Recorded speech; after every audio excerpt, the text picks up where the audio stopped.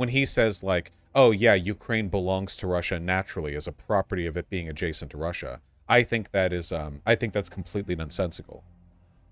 Yeah, well, not naturally in the way that that's the way it's going to be forever, because like all countries die eventually. So I mean, but in the current like political climate, yeah, that's what they would believe. No, that's great. I think maybe the way you talked about it made me kind of misunderstand it, possibly.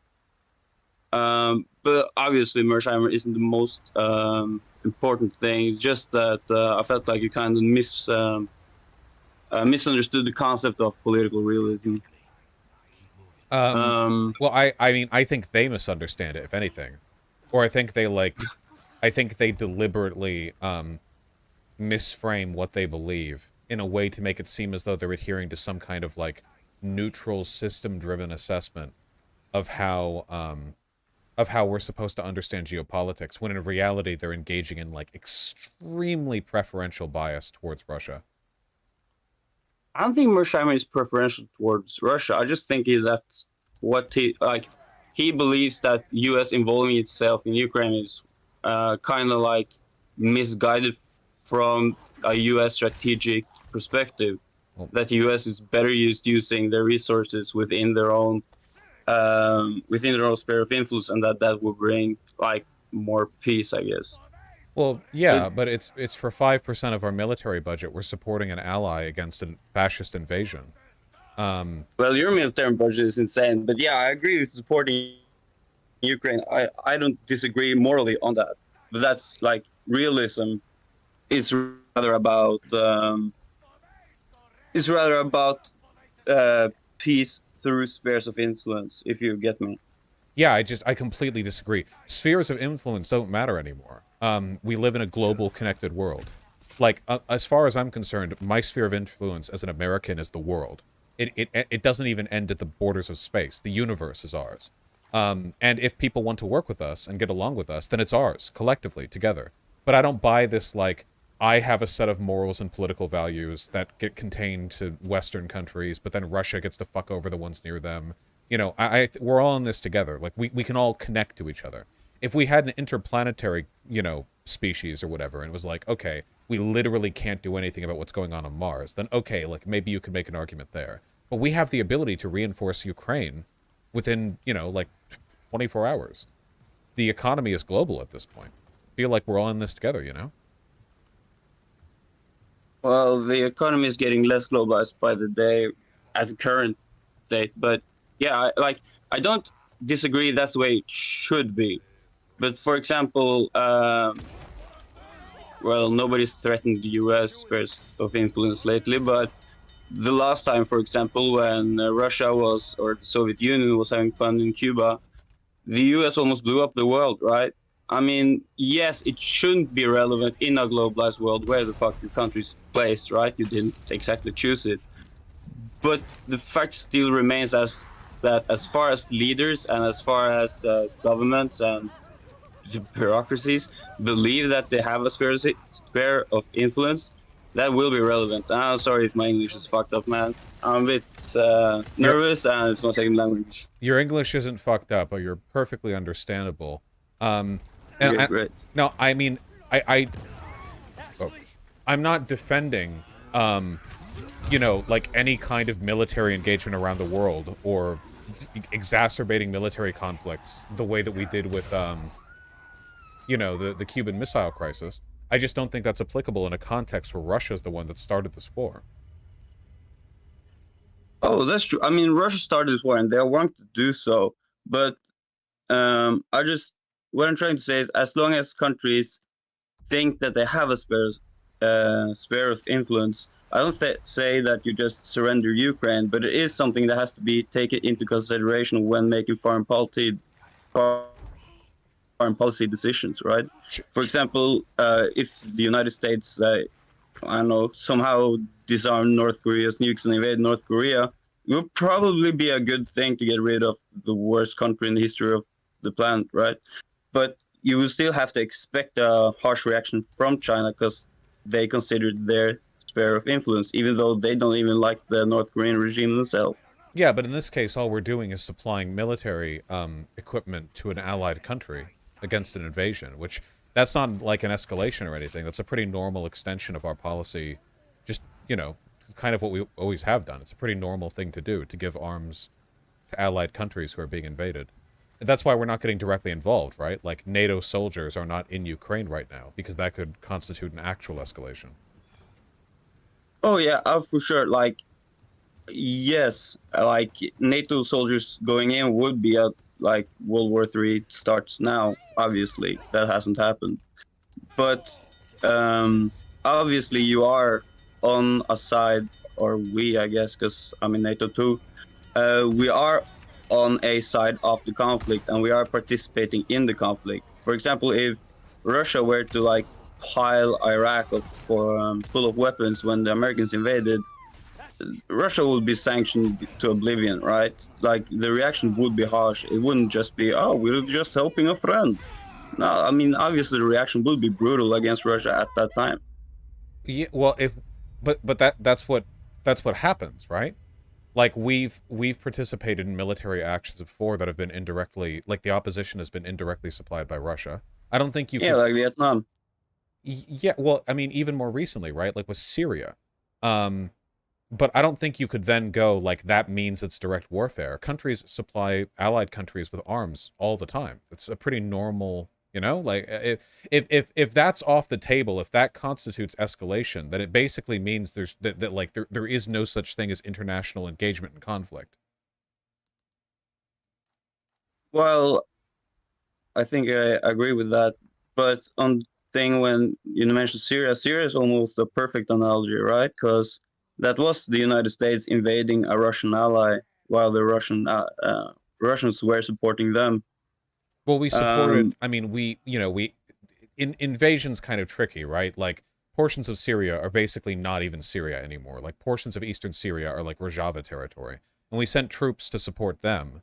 Um, but also, like, Russia initially just provided arms, but then they directly invaded themselves. So it's like there's this blurry line here. But I really don't think that providing arms to Ukraine constitutes the kind of escalation that a lot of people claim it does.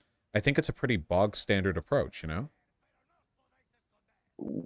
well, yeah, but a point where about what you just said, for example, yes, the United States sent troops into Rojava, which was a independent. Almost all of my friends are Kurds, and I'm an anarchist, so Rojava is deeply in my heart. But say, for example, yes, the United States sent troops and weapons into Rojava, which was an autonomous region of Syria or a de facto separate state. You could say the same about Eastern Ukraine, but you would still say that Russia invaded Ukraine, even though there were an active civil war, and there were I mean, there were actual Ukrainian citizens who revolted there. How many were Russian mercenaries? I have no idea, and we probably won't for a while. But you could make the same argument on Russia's side until 2022, of course. Well, yeah, in that case, I would argue based mostly on moral grounds. But Ukraine has always had the right to defend On, itself, and I feel on the we've moral always had grounds, the. I agree with you, by the way. Well, then why shouldn't we support Ukraine? I guess is my question. I have never said that you shouldn't support Ukraine. I guess if you go into the deeper like contents of the emails, I didn't argue that we should support Ukraine. One, we should enter negotiations with Russia about Ukraine, or we should help Ukraine in the negotiations. Obviously, we can't negotiate on their behalf, but we shouldn't actively try to block negotiations, or the US and Britain shouldn't actively try to block negotiations. Well, what do you mean we should negotiate, and in what way are we blocking negotiations? For example, the famous Boris Johnson intervention, and there has been numerous reportings on the United States actively trying to prevent Ukraine from negotiating. This is Well, the start of the conflict. in like what way? So, in diplomatic ways, first of all, or primarily in diplomatic ways, but that also goes over to the military, right? As if the support from NATO into Ukraine stops, Ukraine is done within a week or so. They don't have the ammunition, and they don't have the capacity to produce their own ammunition as every factories getting bombed, right? But like, how have we tried to block negotiations? Well, Boris Johnson's actively encouraged them not to negotiate, and you can say that it's just recommendations, but when it's the recommendation of the guy keeping you alive, you listen, right? Well, okay, but that just makes it seem like there's nothing, like any person from the West saying, here's what I think you should do, instantly that becomes like a threat, you know? I don't really think that's fair. I mean, if that's the case, then it seems like there's literally nothing anyone from the West could really do to offer their opinion on the subject. Maybe Boris Johnson was just saying don't negotiate because like Putin famously negotiates in bad faith and lies and breaks deals and treaties and contracts all the time. And there's not really a point in negotiating with him because, you know, he's not like he's the one invading, you know? It's not like they're both in a mutual conflict or anything. Russia's in their territory. If Putin wants to end the war, he can just leave Ukraine. Yeah, we both know that's like not technically, practically impossible, right? For Putin himself, like he'd be gone. His regime would collapse instantly if he'd have just pulled out Well, Afghanistan style. it needs to. His regime is like a brutal propaganda-driven oligarchy. That like he took like the country was nominally democratic when the Russian Federation came about, and he's a warmongering fascist. Like, okay, so that's my point then. Like, there's no way like negotiating with him will do anything right now because So, he wouldn't even accept any terms that would be acceptable to Zelensky. so while yeah, like Russia today is the leading force of fascism in Europe with their support of other fascist parties, I don't disagree with that. But like a conflict ends in I guess one out of three ways. Either they end with negotiation, annihilation, or a forever war, kind of like we have seen in Georgia, where Russia just keeps peace in a corner of the country where there are separatists, right? Keep peace, a silly word, but you know what I mean. So, and right now, like the US isn't pushing for either of those, right? So today, I think the left's goal should be a negotiation in Ukraine's favor, and it would hard to predict. Like most realistically, the coming Ukrainian offensive is going to determine how those would look. But like pushing Russia out until the 1991 borders is a pipe dream for the most part, and the longer this war goes out, the worse it is for mostly Ukraine, as Russia has the industry to practically stay in there almost forever, as so long Well, as they keep trade open with China and India. that's not true. Russia's definitely not like weathering this completely neutrally. But it sounds like what you're like why can't we just allow Ukraine to win? Just continue to push forward. It'll take a while, sure, but I don't think that makes it like a negative thing to push for, you know? Maybe the long haul is the correct one here. The alternative is basically just allowing Russia to conquer territory and people, you know, without reprisal. Well, the reprisal Russia have faced is they have already faced a reprisal, and they will continue to face the reprisal of this war, right? So sanctions, although they haven't been as effective against Russia as they have been against other countries that have been in place on, just because Russia is a food and gas producer, so they're pretty self-reliant. But in addition to that, they have lost a huge amount of hardware and men. So even though Russia can like maintain a like 1914 style war for an insane amount of time, it's no doubt that they have seen that military engagement will give the ire of the West, right? So I think that negotiations is necessary because I don't think Ukraine can win. And even if Ukraine does win as it stands today, which would take probably years, but we will see how effective the new NATO equipment and training are. Well, then why not? Ukraine, like Ukraine after this war, if it wins, say it protracts the war for one more year and it wins, it would probably be in a worse situation than it was in 2013 for maybe 100 years due No, to a few reasons. I don't know. That's not true. Ukraine is way stronger right now than it was a decade ago. The idea that like prolonged conflict would lead to them. No, they're making deals with the EU. When the conflict with Russia is over, they're going to open like a fully operational like EU market. There are huge tracts of land and natural resources in Ukraine. I don't think there's Ukraine stands to benefit at all um from like bringing So, this to a quick closer. so there's a few things. For example, Ukraine. Remember that most of the aid that goes to Ukraine isn't giving things to Ukraine; it's lending things. So Ukraine will be in huge amount of debt that, unlike the US, its economy just can't sustain like economic superpower can.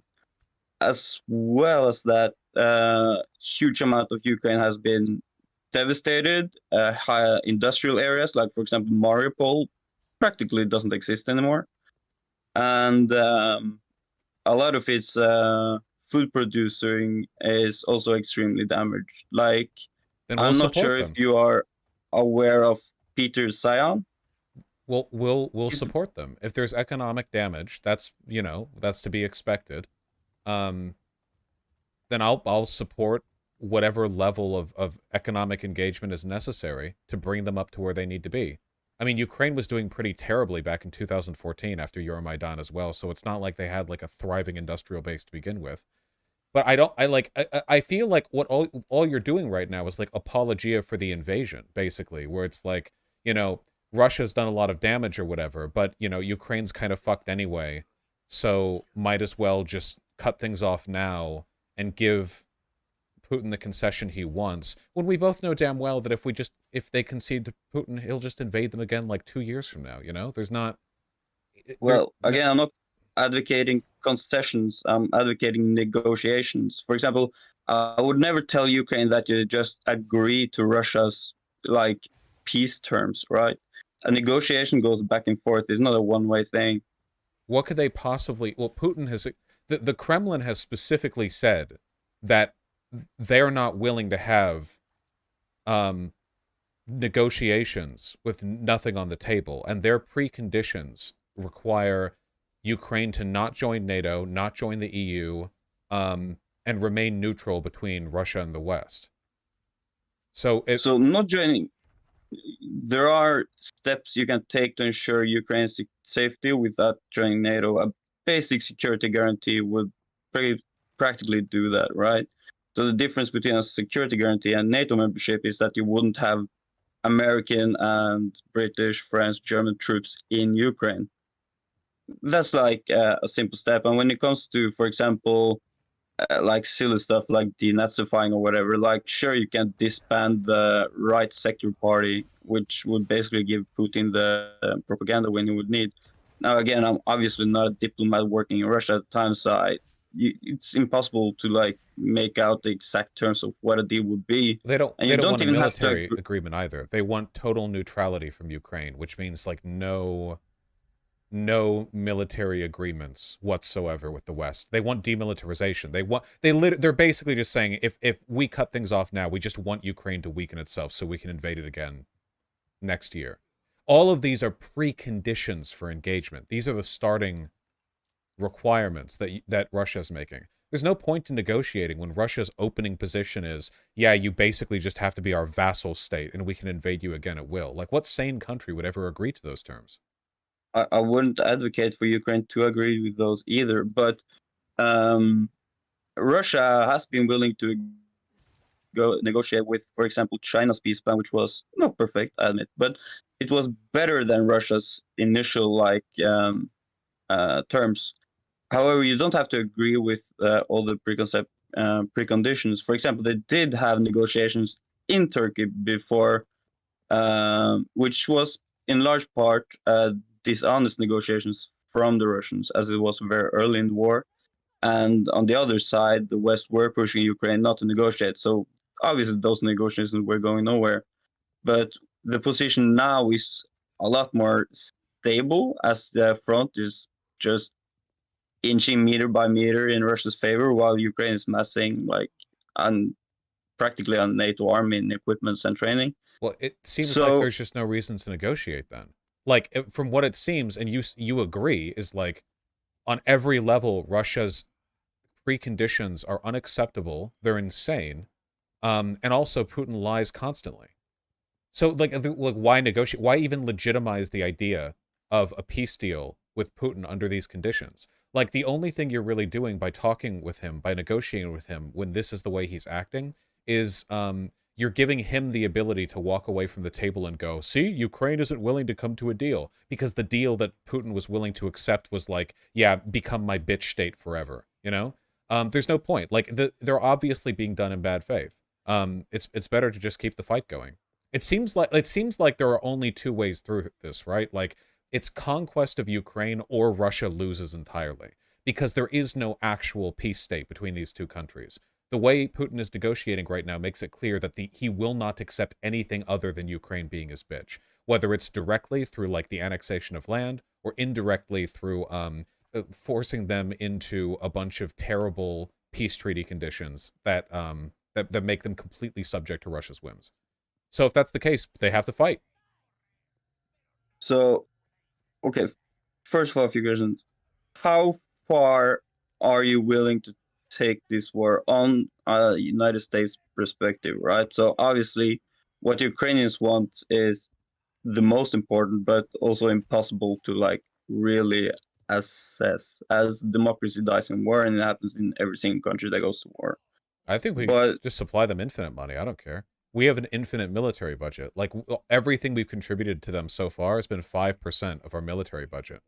It's oh yeah, I mean, you have cash. That's not what I'm asking. But like, do you send F-16s if Russia doesn't quit, even though Ukraine pushes back to the border? Do you go into Russia? Like, how far do you think you're willing to go with this war? If Russia uses a tactical nuke, do you respond? Like, how far are you willing to go, right? well, if So Russia used a without tactical nuke, considering negotiations, of course. if Russia used a nuke, we would have to kill Putin. I think at that point, like, the only sane solution would be like NATO like opsecing the fuck out of the Kremlin and just like reducing its internals into like a bloody homogenate. Any solution other than that one is an objectively incorrect one. If we establish a precedent where Putin can invade a neighboring country for literally no reason, then nuke them when he doesn't get his way, then he needs to die, and that's the only answer. Up until that point, though, like, if we're gonna talk about stuff before it gets that far, I'm fully okay with committing an enormous amount of military resources to the defeat of fascism. It's not like we're using our military budget for anything good anyway, right? Like, it's No, not. I'm not asking about the money cost. I'm talking about like F-16s, the yeah, sure. human cost of the war. How much of human, like basically blood and I guess Ukrainian cities, how much do you think is wise to sacrifice if you were Ukrainian, for example, right? How much would you be willing? Like, Ukraine is left an independent or semi-independent ash. Like, how far do you think is wise to go? Well, that's up to them. But if I had to like project myself into that decision for them and make an estimation, it seems to me like it's a war for extermination either way. Like, how hard should a country fight to resist total extermination? The answer historically is that countries almost always fight to the last breath to defend themselves, you know? Like, if a land is being invaded by a genocidal neighbor, usually, the population is willing to fight up to the last point. And we can see that through like polling data, like support for Zelensky and support for his behavior with regards to defending against Russia, where something like 90% of Ukraine's population supports what he's doing, which means that in spite of all the war and bloodshed, like, the people of Ukraine want to keep fighting.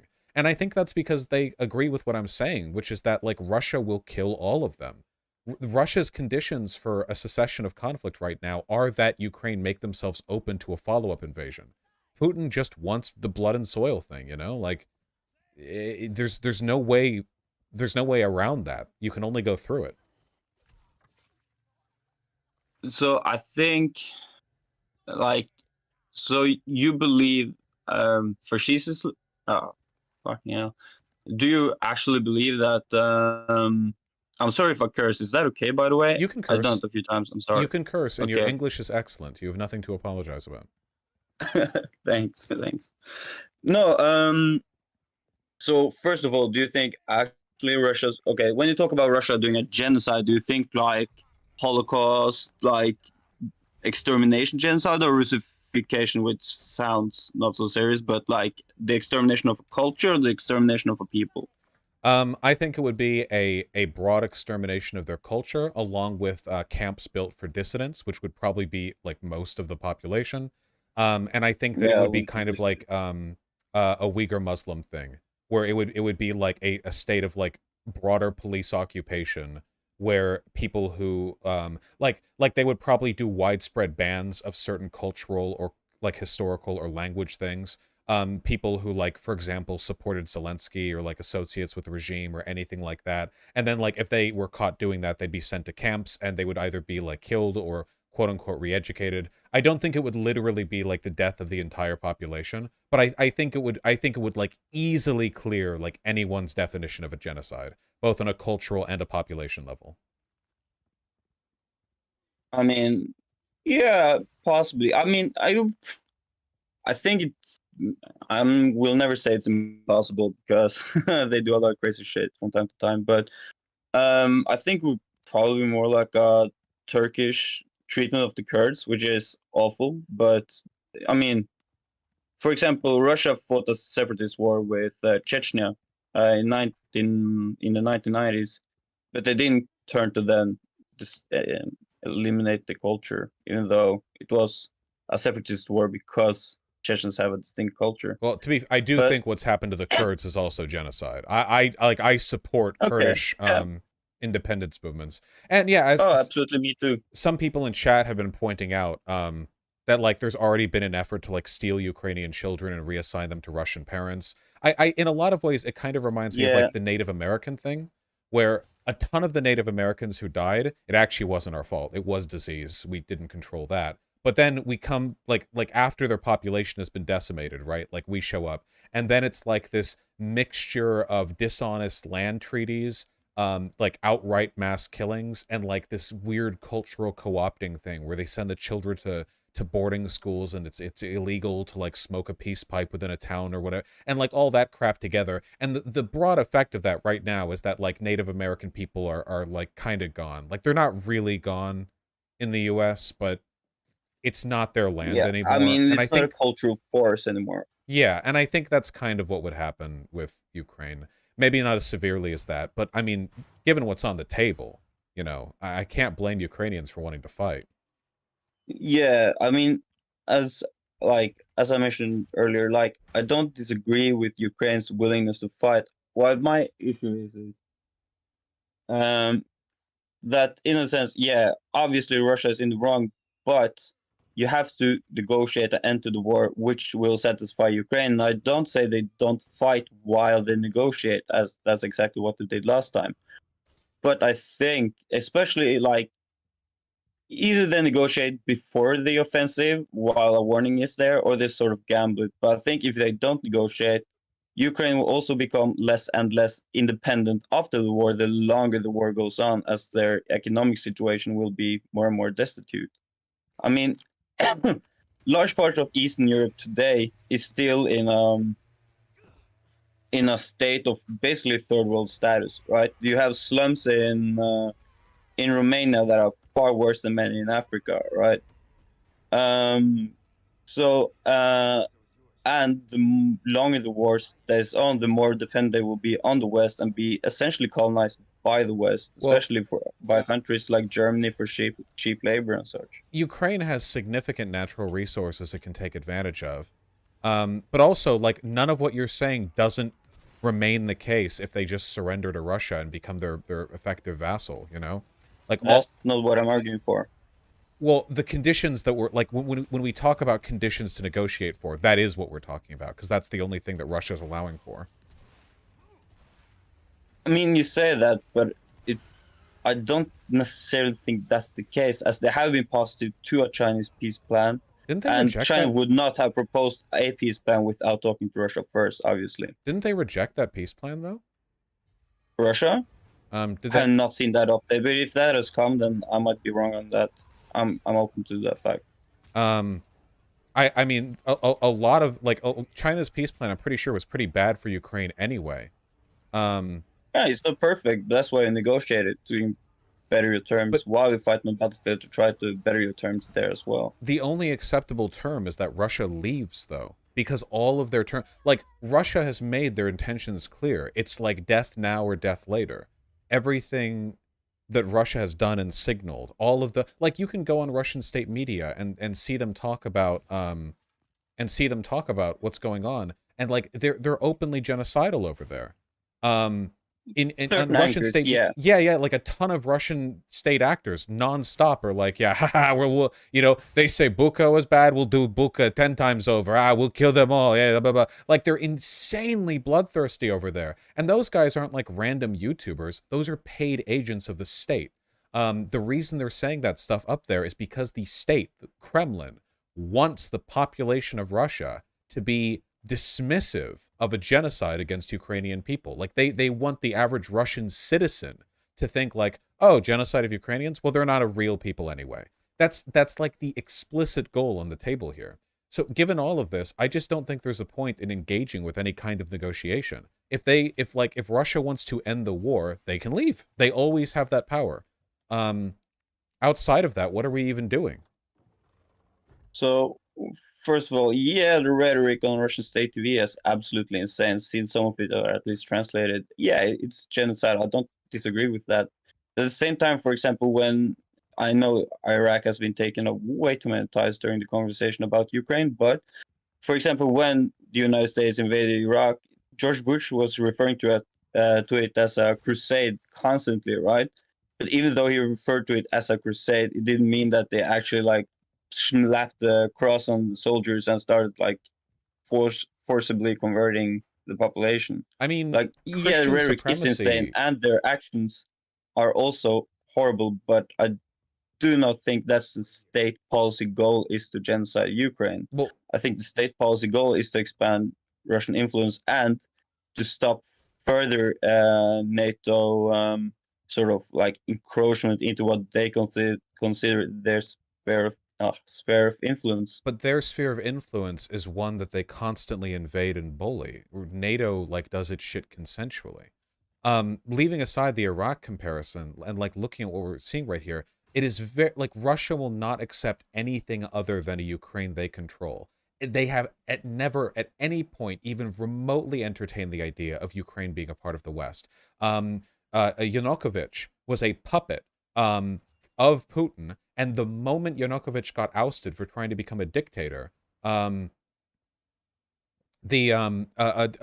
fucking started the war in the Donbass.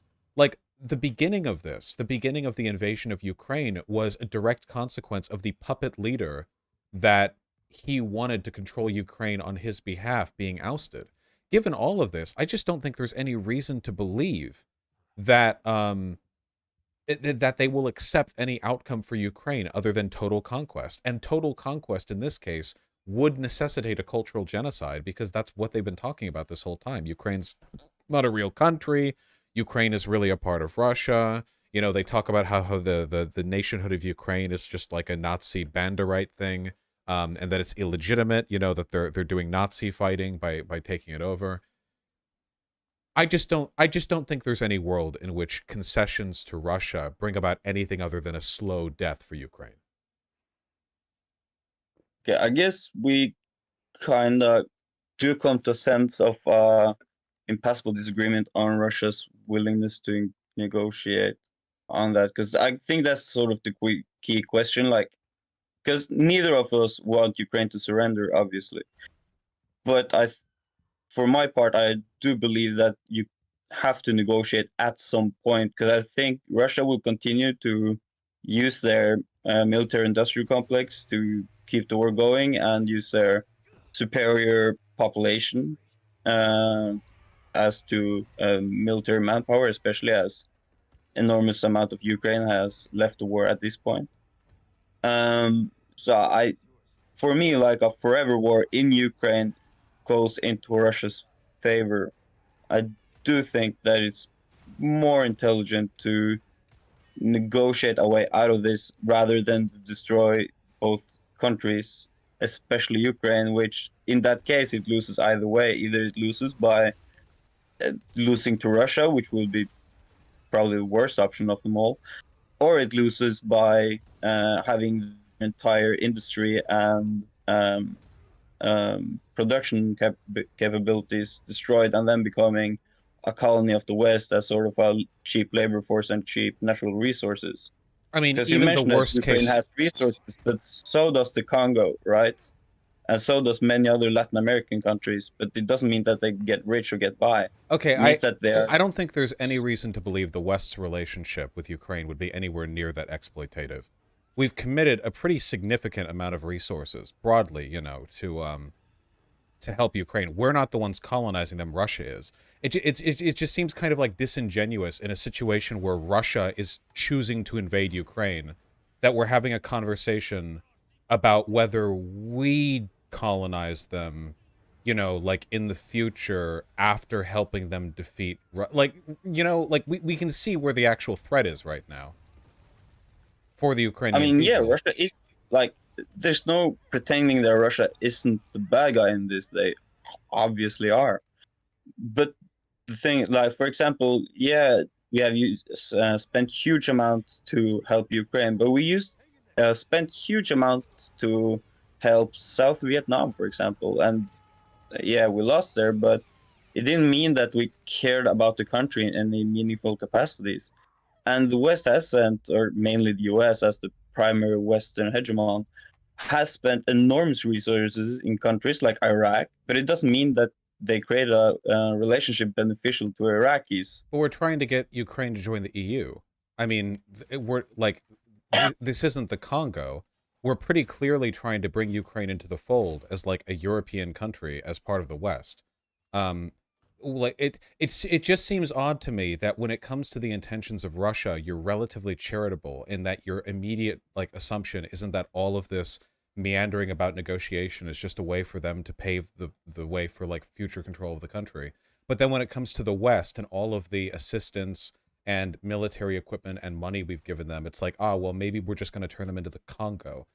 Don't you think, like, if there's anyone to be more suspicious of, it's clearly Russia, and the Ukrainian people agree, because the Ukrainian people want to be a part of the EU and want to be a part of NATO, and they want to fight against Russia, and Russia is the one choosing to do all of this. It seems like we're assigning no agency to Russia. They're just a force of nature that gets to be evil for fun, but somehow, even though their evil is something we take for granted, we're making predictions based on the West suddenly being way more evil than it has been up to this point, and Russia being less evil than it has been up to this point in the future. I don't think Russia will become any less evil. Probably more until Putin dies. But if you take the West, for example, you can look at the way they treated large parts of Eastern Europe up until now. For example, Hungary has now turned into a sort of fascist pseudo one or pretend to be democracy. Romania still has massive slums and huge amount of poor people, and those are EU countries. I know Hungary is, I think Romania is. Like, yeah, economic realities remain, even though the West were acting in the best of like intentions, without like immense resources to rebuild Ukraine, like matching those we used to And how's rebuild Germany. Belarus doing? Oh, Belarus is doing horribly. I'm not saying that Ukraine would do better under Russian occupation. It would do worse. That's not my argument. My argument is that you want them to be a colony of neither. But So they're to no, do that, you would but again, like need to. that's really disingenuous when Russia is literally invading them and we're their ally and we keep offering them things and all of them want to be with us. We're not in a, Ukraine is not a single independent country that is being fought over by two equally domineering and possessive, like, colonial entities. We are their allies, and Russia is their enemy. There's the ambiguity just doesn't exist there. So we are their ally, but it's not like countries aren't people. We are their allies, but we're not their friends, first of all. But second of all, I wouldn't argue that Russia is working in good faith. I'm not trying to defend Russia in any way. I'm not saying that you should make concessions that leaves Ukraine open for invasion number 2, right? And what concessions But would you agree to? for example, when you are fighting your situation in America, right, with the Republicans just going crazy mode, what you always, from what I watched from your streams, is you keep repeating that you need to fight for time, right?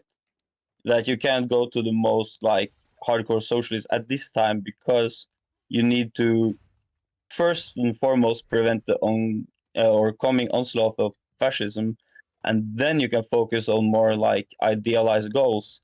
The same kind of logic I would bring to this conflict, where what you have to do first is to get an end to the destruction of Ukraine, while also keeping Russia from colonizing or occupying or enslaving practically the country. And I think you can reach those two goals, maybe not in a first round of negotiations. It might not just like happen. But I think by starting a negotiation process while fighting, you are way more likely to come to a conclusion that ends better for Ukraine But in Putin only negotiates in victory. bad faith. I don't think we have any evidence ever of Putin engaging in like military aggression where he negotiates in a fashion that leads to the mutual benefit of the two parties. Like he's that pretty universally like an evil guy when it comes to this. What concessions would you even agree to then? All the stuff you said you wouldn't want is stuff that Russia said is like a deal breaker if they don't have. I mean, yeah, but obviously they try to enter a negotiation as strong as possible. Every country does. Like the FARC didn't say that, oh yeah, of course we'll lay down our weapons when they eventually did negotiate. But yeah, you have to like sort of to one extent ignore the bullshit, but to another extent, like, yeah, you said that, yeah, but we're willing to negotiate, but this, and this we don't negotiate with, and you try to open dialogue while not agreeing to the worst concessions, All right, well, right? Ukraine has done And that because they've said that they're open at any time to accept Russia's unconditional retreat. yeah, right. But No, that's like that's my unironic that's answer. rhetoric, right? That's not No, serious. no, no, no. That's a charitable offer because in a world without nukes, Ukraine would be seriously pushing for Russian territory after this. Oh yeah, 100%. A Yeah. world without nuke would probably have the Cold War ended a lot differently as well. But that's The fact not that reality Russia we live in. has like leaving on the table is a blessing to them. So like what other set of negotiations would be acceptable? He's the one who invaded, he's the one who has to leave. Yeah, so I guess what I'm trying to say is, yeah, I'm obviously in an ethical world, Russia would just have to leave. But where you fight until Russia leaves probably will reduce Ukraine to a third world country at best. But So, for example, like I guess it's two things. First, what I tried to mention earlier is, for example, Peter Sayan, I guess he's a geopolitical strategist who worked for Stratfor. Um, expect Ukraine to become a food importer for the first time in the country's history in not that long of a time if the war continues, right? And Russia would probably disintegrate beyond that. As well as that, when it comes to like Putin's good faith or trustworthiness, there is none. I don't say you trust Putin to honor the negotiations other than to stop the war, right? But then would be the West's job to strategize behind the scenes to get a way to protect Ukraine, right? For example, Taiwan is not in NATO, and it wouldn't need an official military alliance with the US for the US to intervene on their behalf, as the US has intervened many a times with countries they haven't had official military relationships, or relationship is the wrong word, treaties with, that you still can intervene. You still can make sure Russia knows that if they try bullshit again, the cost will be even higher the next time. No, wait, no, this has the opposite effect that you think it does. Russia or Ukraine conceding early and going like, "Oh, don't hurt me anymore, big boy Russia." Okay, sure. In the meantime, you can have these concessions while trying to build up time. Well, these concessions will invariably require Ukraine to not be a part of NATO or any military alliance or the EU, which means they won't be able to regrow in the fashion you suggest. Russia will consider it an escalation if we provide them assistance, military or economic, because that will be a prerequisite of Russia's treaty making with them. And then additionally, like, you think that after we essentially tell Russia, like, okay, you get away with this one, oopsie whoopsie, that they're going to be more cautious about us directly intervene in the future? We've told them the opposite. We did appeasement. I do not buy the idea that, like, there is any purpose to negotiating, and I don't buy the idea that Russia would accept any set of negotiations that would not just be laying the groundwork for future military action against Ukraine. Everything they've said seems to suggest this, and I really think we're just playing ourselves for cucks here. The best thing we can do is keep fighting, and the fight's going well. Ukraine is pushing Russia further and further back. Russia has had, like, basically no territorial gains, but every couple of months they have, like, a massive territorial loss. The news out of there is consistently positive. Russia's capable of maintaining, like, its stores of ammunition for a while, but not everything else. It's running out of tanks, and eventually it's going to run out of people. It may have a lot of people, but it doesn't have a lot of morale. I mean, the reservists that they lied to and brought on board, like, at the beginning of the war were unhappy enough to be there in the first place. Now they're, like, doing conscript drafts for the Weimar group. They have a bunch of, like, prisoners with no military training dying on the front lines. It's literally, like, the Russian military strategy right now is just throwing a bunch of untrained dudes at the front lines and relying on massive reserves of Cold War artillery. Wagner Group, not Weimar Group. Yeah, thank you. Sorry. Relying on massive reserves of artillery and ammunition in order to, like, pound the front lines from a distance, so their god-awfully trained soldiers don't actually see any direct combat. Like, it's not going well for Russia, and Russia can't keep this up forever. China isn't happy with how Russia's doing right now. It's pretty obvious geopolitically that China considers Russia a liability, which they are. And I don't think we should rely on Russia getting, like, nonstop access to Chinese military equipment in order to continue these fronts, you know? There's just a lot going wrong for Russia. So while I would definitely agree that Russia isn't exactly performing like most people expected, to say it the least, the situation lately has been Russia taking, while small amounts of territory in, like, landmass, having huge battles to disintegrate the Ukrainian military. Obviously, I've been to the military, but I'm not a military expert. But what I would argue is that, yeah, Russia is capable, or has stalled, and which is awesome.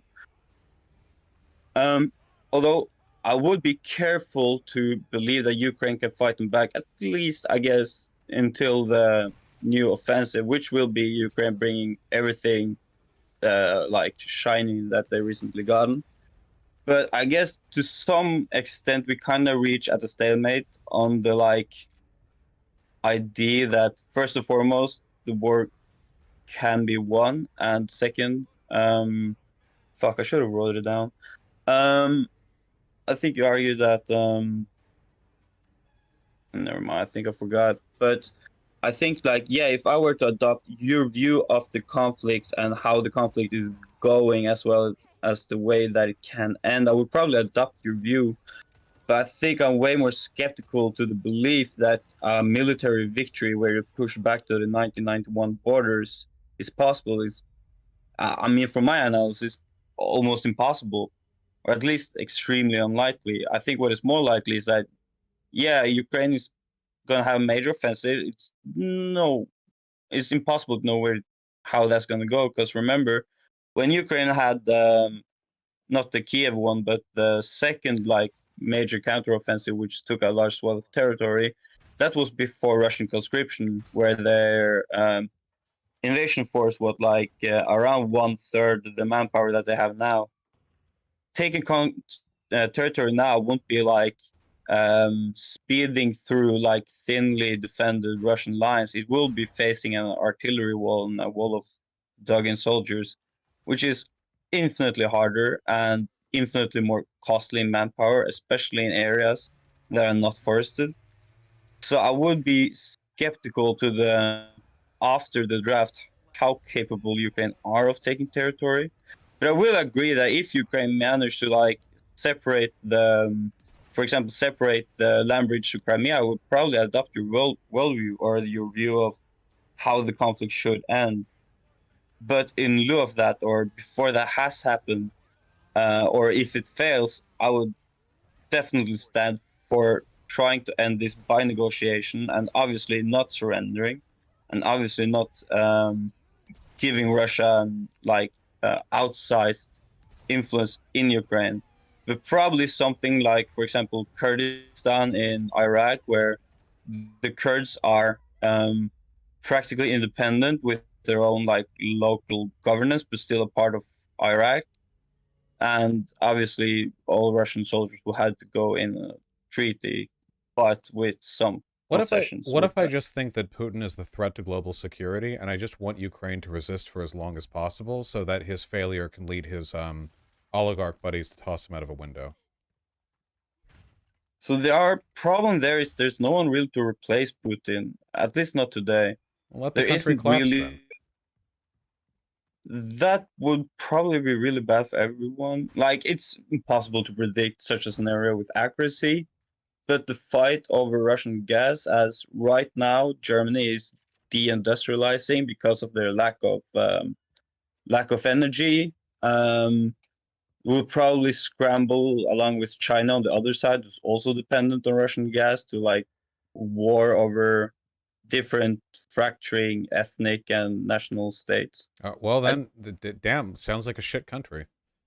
Like, yeah, I it mean, is. the problem is like, 100% is. like it seems like the problem is right now. Like, this is an impossible win with Putin continuing to be in office, because with Putin, It it's is. yeah, it's with Putin, it's like he wants to invade all the countries around him. He wants blood and soil. He Yeah. wants to bring the empire back, and also he threatens to nuke the world constantly. And also helping your allies that he just arbitrarily decides are his property is a threat against him. Like everything that he does is just like impossible to deal with. Purely because his country has nukes. It seems like the only Yeah. actual way forward is like, okay, fine, you want to abduct all these countries. Okay, well, here's Ukraine. Good luck with it, you know. And then if he suffers and if it doesn't work out for him, that's what needs to happen. I guess an analogy I would use in this situation is kind of Russia has pretty much taken everything around them hostage in a sense. But if you go to a hostage negotiation, you don't just breach the front door, because the second you do that, all the hostages would start getting executed, right? You either have to take out the leader, which hope in an ideal world the Russian people would do. Either that, or you have to negotiate the release of the hostages. Because if you just charge the door, every hostage that in that room will get shot in the head. And right now, if you just like try to outright fight Russia with no like breaks, you would probably end up in a much worse situation than if you either try to negotiate the release of the hostages, or you hope that you find a way to have the Russian leader removed and replaced with someone who is a bit more practically minded. I mean, but the situation, right? This is the situation. It's him breaking his back against Ukraine. That's the like, this is the good ending. What other So I situation don't is think going to arise that could potentially lead to enough of a decrease? God damn it! Enough of a decrease in popularity and prominence for Putin that we would be able to get this opportunity. Yeah, but I don't think that you can do that. Like, you can do that if you, I mean, yes, are willing to send like more and better Ukrainian weapons and Sure. probably sacrifice the whole of Ukraine. Well, I'm but not sacrificing them. They support Zelensky. they, yeah, but they don't have like. I don't want to compare Ukraine to like a dictatorship because it's a country of war, and as I said earlier, no They're a liberal democracy democracy. survives in war, and no democracy should, because democracy and war are sort of oxymorons. Um, but you don't really know. Like, yeah, he got 96% approval rating, but so does Assad, and no, Ukraine isn't as bad as Assad. No, that's But bullshit. No. The polls for Assad's popularity are literally like the Syrian government like points a gun at you and it's like, "Hey, how do you feel about Assad?" Oh, you like him? Great, thanks. Like, no, that's not true. Ukraine is a liberal democracy. It's not a dictatorship. The measures that it, Zelensky has taken to curb dissidents within the country are well within lines for a liberal democracy that's being invaded. It's less uh, significant than what a lot of Western European democracies did when being invaded by Germany in World War II. I would not be more liberal than Zelensky if my country were invaded. So again, it's not like a judgment of the country of Ukraine, but at the same time, calling it a liberal democracy is somewhat disingenuous, It as it's is. first of all the most corrupt country in Europe.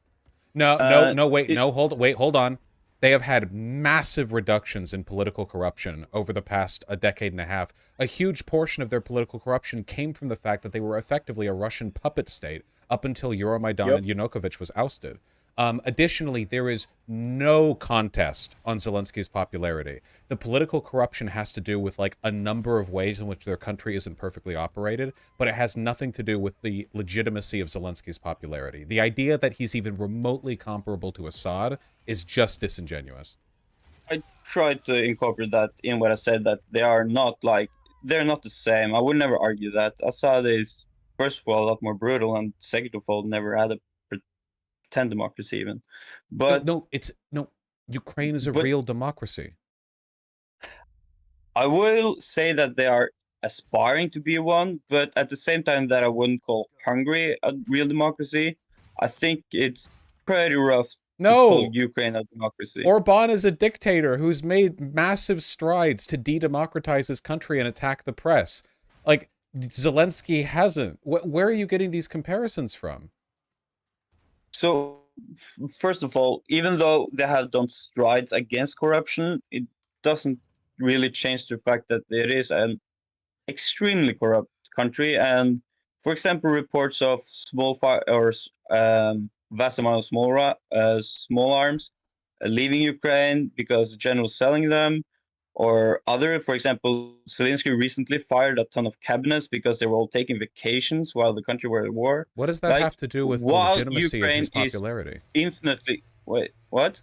What is that? Your comparison was to Assad to imply that his popularity Oh was like yeah, a government because fabrication. first of all, if you, for example, try to in any way, like, obviously this is not a condemnation of Ukraine because this is what country does at war. Just it's what country does at war. But if you're in the opposition of Zelensky now, or try to, for example, demonstrate or show any pro-Russian sentiment, you'll get immediately disappeared or arrested, right? Yeah, Disappeared not in as executed in some backyard, but you will disappear as taken to prison, right? that's And fine. that's fine. But if everyone who is openly against the Ukrainian government is then arrested or intimidated into silence, they will remain silent. So I don't think you can get a genuine pull out of a country in a brutal war for survival where the government is people taking are every measure to ensure that. no. The polling we have for support of Zelensky is not being done by Zelensky's government. That's the No, difference. it's not. Didn't argue that. Well, right. But No. Hold on. Anonymous polling being done for Ukrainians for their support for Zelensky is not like these people are worrying they're going to get disappeared if their anonymous answer comes back as no. The people who are being arrested by Zelensky's government are Russian operatives and people openly supportive of the country invading them.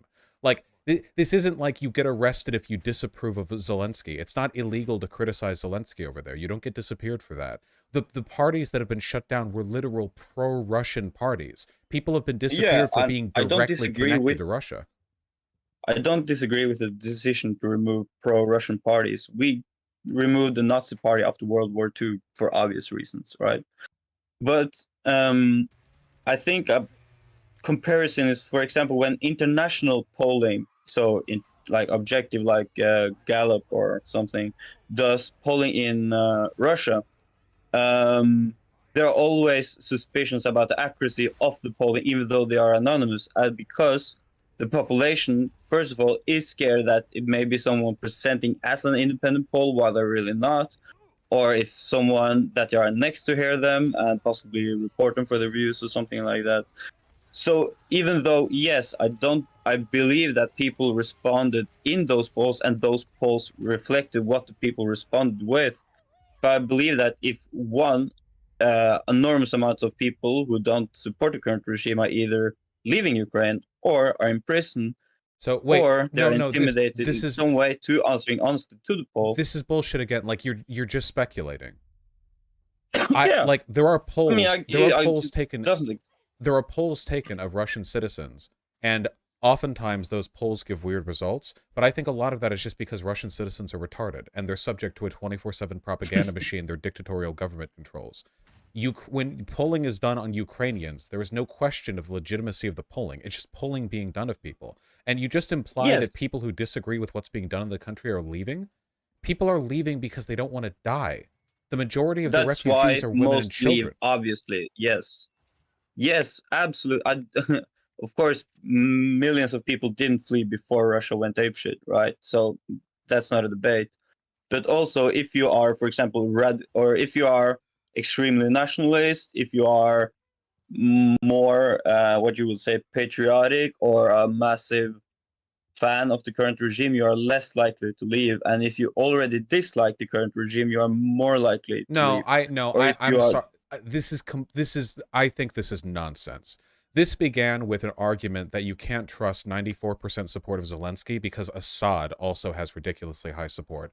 And now we've watered that down to maybe the legitimate polls that accurately recorded people's authentic support for Zelensky without duress or threat aren't actually totally representative because they might be slightly more likely to stay if they're already feeling nationalistic. No. It's a liberal democracy. It has problems with corruption. I don't deny this, but the idea that like we don't have an accurate read on what the Ukrainian people want right now is wrong. We've never had a more accurate read on what people want during wartime. This is the most accurate we've ever gotten because polling's never been this good. We've never been this international, you know? okay, but so you do genuinely believe that 94% of Ukrainians do support Zelensky? I think it's actually 91%. But yeah, why wouldn't they? I don't know. It's 90 something, but okay. I guess I'll disagree. It's impossible to get data to sort of like factually assess it, but I think it's a lot of things. Obviously, wartime president, especially in something like this, will get popular. I don't disagree that it is hugely popular, but I think that saying that someone, because a poll pointed that he has 90-something% favorability is sort of. I mean, do you have any unimaginable. evidence to the contrary? The idea that Zelensky is somehow unpopular? I don't think he's unpopular. I think he's hugely popular. I think that what I argue is that the polls are exaggerated. Like, obviously, it was super unpopular before Russia went apeshit, but yeah, in a wartime, a president will get hugely popular and is extremely charismatic in wartime. So I don't disagree that it is. Wait. Is it real or not? Because I agree. I would say he's popular, but I would strongly. It would take a lot for me to believe, I guess, that he has 94, 91% approval. I mean, if I'm wrong or if he's still that popular after the war, then I'll shut up, I guess. But in lieu of like any way to scientifically measure it, then it's not that much I can say. Yeah, it just seems odd to like, because you've like suggested it's not a real democracy and like we can't actually accurately track his popularity, but like why? How? I mean, all the evidence So I would suggest that it's not a liberal democracy due to the fact that huge parts of the same oligarchy that run the country under like Russian, what you say, pseudo client statism are still running the country, are still owning vast swaths of the country. The same oligarchs that used to bribe pro-Russian politicians still bribe pro-Ukrainian politicians. For example, Ukraine took hugely unpopular decisions with their dealings with the EU, like selling of farmlands to the EU, despite polling showing that the population was majorly against it. But democracies Now, to, have... But to that extent, I would probably not. I mean, maybe our definition are dissimilar, but I would not call the United States a fully liberal democracy either. So maybe our perspectives are differently because I live in social democracy, and maybe our standards are different. well, we're But it would talking about be liberal democracy, and we you know, like that's liberals for you. Um, I feel like we've moved the goalposts so much. Like, we were talking about whether or not it was us sacrificing Ukrainian people to conflict with Putin, and I said, well, this is reflective of what they want. And it's like, well, no, it's not, because it's not a democracy, because it's like Assad. And now it's back to like, okay, well, they're like America, but like, if American people want something, then it wouldn't still be really a democracy. So like, it's still not enough. And it seems like the outcome of this is that there's no... like the opinion of the Ukrainian people just isn't relevant to you. It just doesn't factor into your perception of how the country should behave. I think if Ukrainians are in agreement that they are willing to fight to the last person dying to fight, then I mean, I guess. But to me, I would doubt that. But I haven't, like, if there are polling that says that Ukraine is willing to fight till the last Ukrainian, basically, to stay with Russians, they should be To the allowed last to do that. soldier, There's at nothing least. I can do to stop that. I mean, to the last soldier, But at least, yeah. yeah. But for me, yeah, I would agree that they have the right to do that. I would just argue that from my perspective, that would be silly. I would not be willing to sacrifice every single military age male in my own country to fight off. I would be willing to fight, but it's always a cost benefit analysis that has to be done. And I believe that the current rate of how things are going, the cost will start to highly outweigh the cost of fighting to, or not outweigh the cost of surrender, but outweigh the cost of negotiations. But I believe that if I don't think negotiations will lead to anything. I think they're a total waste of time. Putin can leave if he wants to leave. yeah, but for example, arguing that you can't trust Russia would be like saying that you should never negotiate with the United States because of the Iran treaty, right? Yeah, well, But I that, would first of still all, argue if that would be fair. Yeah. If for example, the United States like arbitrarily invaded a country for literally no reason, the United States had state media and politicians that were openly broadcasting a desire to genocide and murder your population, stating you weren't a real country and that you belonged to them anyway. And then we came out with a list of preconditions for negotiations, which basically involved you becoming our vassal state. I would not like pressure a country we were doing all of this to go like, come on, negotiate with us. Like, it's in your best interest. I would probably say like, yeah, obviously this is a complete waste of time. There's no reason to take any of this seriously. Like, you're being fought to annihilation here, and I think you should treat it that way. say if the United States invaded Venezuela, which it almost did under the Trump presidency, and Russia and China started pouring weapons in, right? I wouldn't argue. I would. I would argue that we should support the Venezuelans and that the Venezuelans are fighting the right fight and they should continue fighting and we should aid them in the fight. But I would also say that you should probably negotiate with the United States and see if you can reach terms that you're willing to agree on. I don't say that you agree with terms that are unacceptable. Obviously, you just don't agree to those terms. But I say that they should open negotiations because if they don't, the United States military will probably turn Venezuela into dust, and the people who currently live there, although they're not in the best shape from before, will be in immensely worse shape after the war.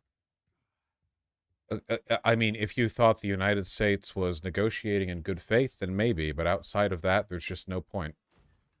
Well, with the current history of the United States negotiations, wouldn't you advocate for it? The United States doesn't advocate in or negotiate anything even approximating as bad of faith as Ukraine. First of all, we haven't... Maybe not like, okay, so I don't think sorry, it's Obama Russia. negotiated in bad faith, but because of, the Republicans existing, you can't really trust shit, right? I don't think there's a comparison. Like Putin is incredibly honest compared to the Republicans. There's no comparison between the two.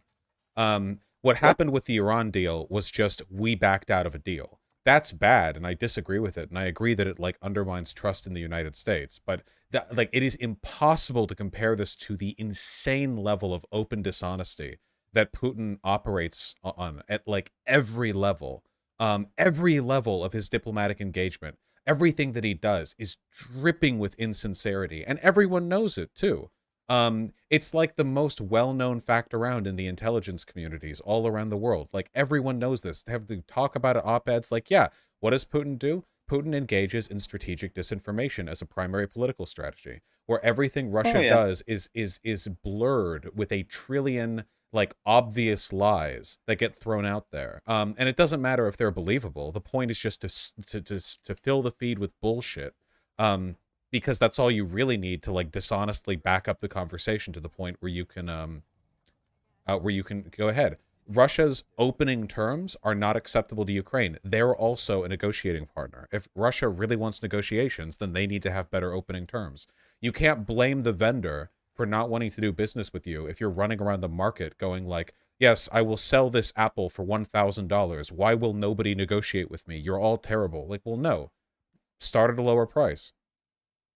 Yeah, I mean, obviously, I wish Russia would do that, but with the current situation, I think that you obviously try to reduce the price as much as you can, and after a conversation, you see if it's worth it. Like, obviously, you don't need an apple, but you need the fact that your country is being annihilated.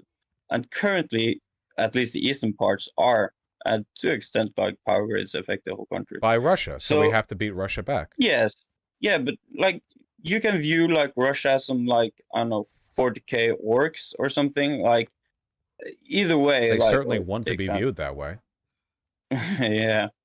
So so like even though they are, you either have to try to, fucking, I don't know, buy them off. You have to try something, right? Yeah, well, because if the only trying a strategy option is maybe Ukraine cease to exist as a historical entity, I don't think that's a good idea. Or just wins. They could win.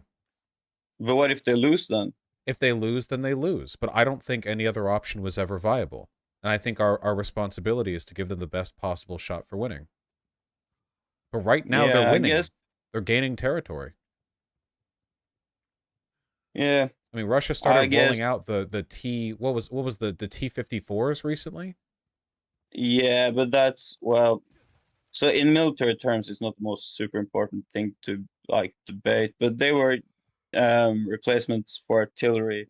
I saw one person argue. I haven't done, like, a full, like, multiple source reading on this. But they have to replace their artillery, so they're using, like, T-55 as a placeholder. But if they actually pull them into warfare, they will just vanish. So, I mean, yeah, I'm not saying that Russia is in, like, it's not the superpower that we thought, but still remember, like, the Russian T-90s, for example, which they still are producing, and will probably stop selling to India and use themselves instead, are some of, like, the good tanks that are currently being operated around the planet. I think it's, first of all, if you gamble on a complete victory or complete defeat, you can argue based on odds and consequences that might be worth it. But at least I'm not that much of a gambler, so I would probably argue that yes, you fight, you keep fighting, and we keep giving Ukraine the support it needs to continue the fight, and preferably more, because right now we just give them weapons to, like, keep the status quo more or less. But like, without that, would probably be a better strategy to negotiate and see if there are ways to end the war. Because if you want to fight to annihilation, I mean, it's heroic, but mathematically, it seems like it's the worst option. I think that empirically, you're just, like, completely wrong on this. Every level of this indicates that Russia will not accept anything other than the complete conquest of Ukraine. and there is no benefit whatsoever to prolonging things. He wasn't defending Putin, by the way, guys. He wasn't like pro-Putin or anything. It's the belief that basically like he's a force of nature who's acting in accordance with what he believes to be the best interests of his country, and therefore like you can't do anything about that. So you have to change the factors you can control. But I don't think negotiations will lead to anything, and I think the only way forward really is basically Putin being out of power. So. Oh wait, we gotta up the volume. No. I get being concerned for Ukraine's future of being a part of America's long list of exploited countries, but I cannot stand behind America bad, let Russia win, SHT. Yeah, I agree. Fuck, we can't up the volume for this. It doesn't let you during cutscenes. God damn it, just read the subtitles. I'll do the subtitles. All right, come on. Okay. Ah! Ashley! Leon!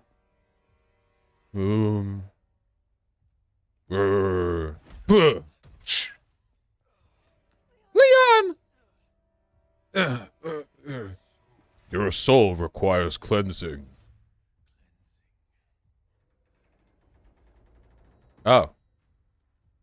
Metal creaking noises. Come, child. Ashley, run! Okay. Nice. Now we can turn the volume up. And I get to run while being at, like, 0 health. Cool. We can hear it? Well, now you can hear it more. Shut up.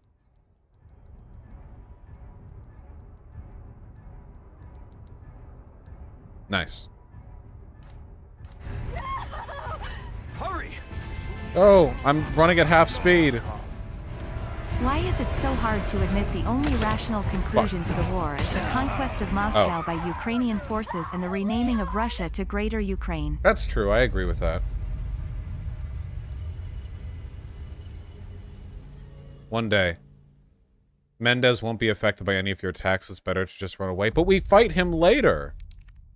Okay, I feel like it's a bit too loud. Turn that down one more. Okay, having some health would probably help. What happened to Clarence Thomas? Shut up.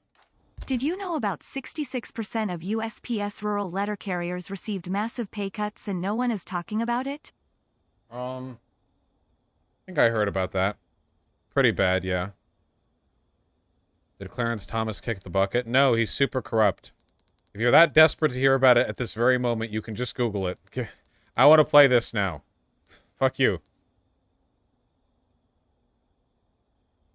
Makes sense, Exel. I really need to start parrying. I like never parry. You promised Clarence Thomas if you don't do it now it's literally fascism. That's what Marx said in Capital. Trust me, I read it. That's probably true. Alright. Come on. Okay. Send help. Movers come Monday morning and I'm not packed. Too much to do, too little me. Go. Stop watching. Go do your work.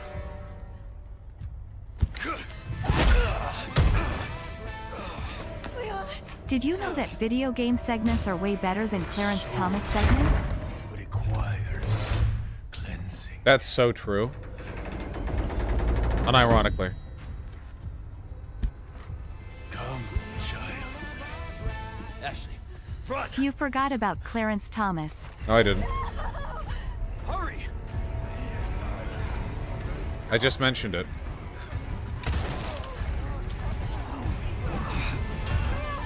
Don't worry about them. Ashley, where the So fuck let are... me get Okay. this straight, Russia bad?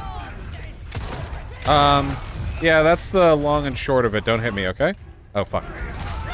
Ashley! Ashley. The bridge. I love you. Love you too. Wait, why'd she say the bridge? What the fuck was... Okay, wait, hold on.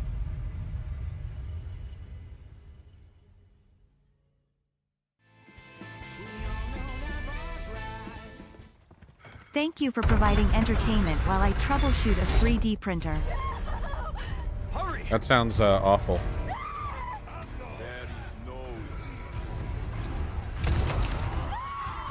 What's in here?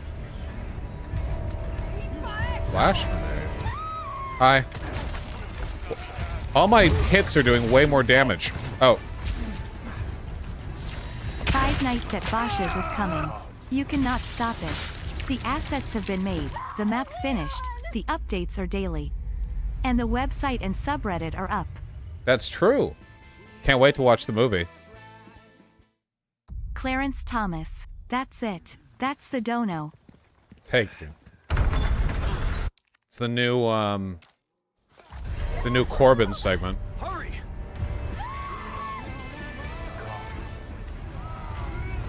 One down.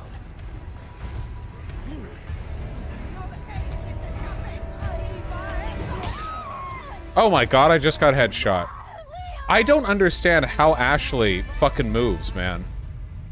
How has Leon not realized in his 2 interactions with Vitors Mendez that he has been unable to harm him?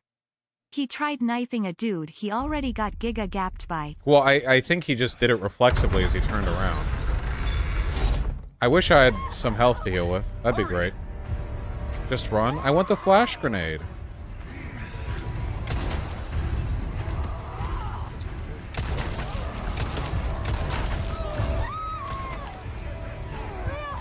Don't worry about What? Oh. No.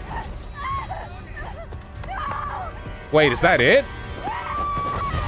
What? Wait, where did he just jump from? Wait, no, excuse me, game. I'm sorry. I didn't realize that in the picking up Ashley animation, he also teleported to the edge of a bottomless cliff. What? Oh, okay. All right, well, so, okay, sure.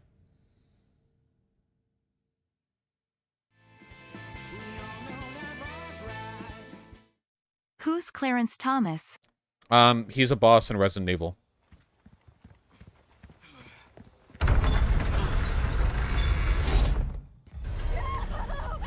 Hurry! Ashley, shut up. Use your fucking herbs, dingbat. No. Next.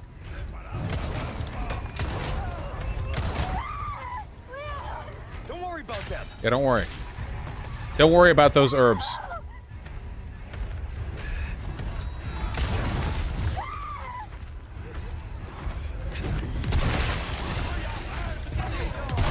Oh. Yeah, that'll take my health away. Damn you, just fucking heal. But I don't like using green herbs. I think chat would like to hear more about Clarence Thomas's extended warranty. I hope he doesn't have an extended warranty. Fuck that guy. Hurry! Come. Oh!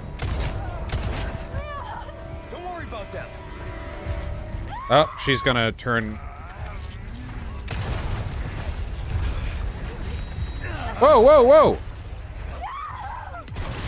Okay. Hey Vaush, when will the material conditions be correct for Clemens Thompson? Probably not when I'm... Oh, that's why she said the bridge. This way. Yeah, this way. Oh! Whoa! Okay. Next Debate stream. George Soros. We need to go. Why? He's my ally.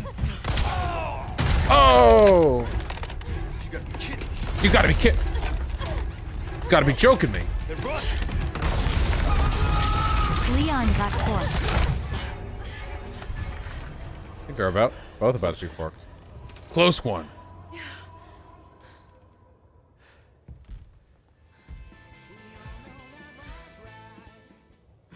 Hey Vaush, here to be a pest again. Did you see my DM about that super anti-democratic bill in the MT legislature? No, I didn't. I'll see soon. I just wanted to have a second to relax. I'm sorry for my crime. Mix Okay. ammonia with bleach to make a more powerful cleaning solution. That's true. Don't actually do that, If we guys. see him again, you run. What about you? I'll do my job. Man, she's really cute. Look at her little, like, huff puff animation, dude. Her hand is trembling. Look, they really made her cute, man. Look, her hand's trembling.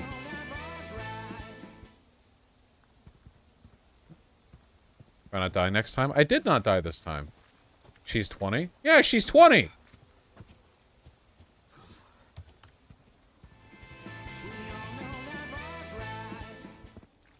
Clarence Thomas is the ultimate reboss with a crazy support boss in his former cult leader following wife. True. True. Yeah, he literally has ties to a cult. Okay, I think I know why I like her. She's literally an anime girl in a realistic art style. Like, this game is a realistic appearance. People look like people. But the way she's designed and animated reminds me a lot of, like an animated fucking cartoon girl or whatever. It's cute. Very endearing.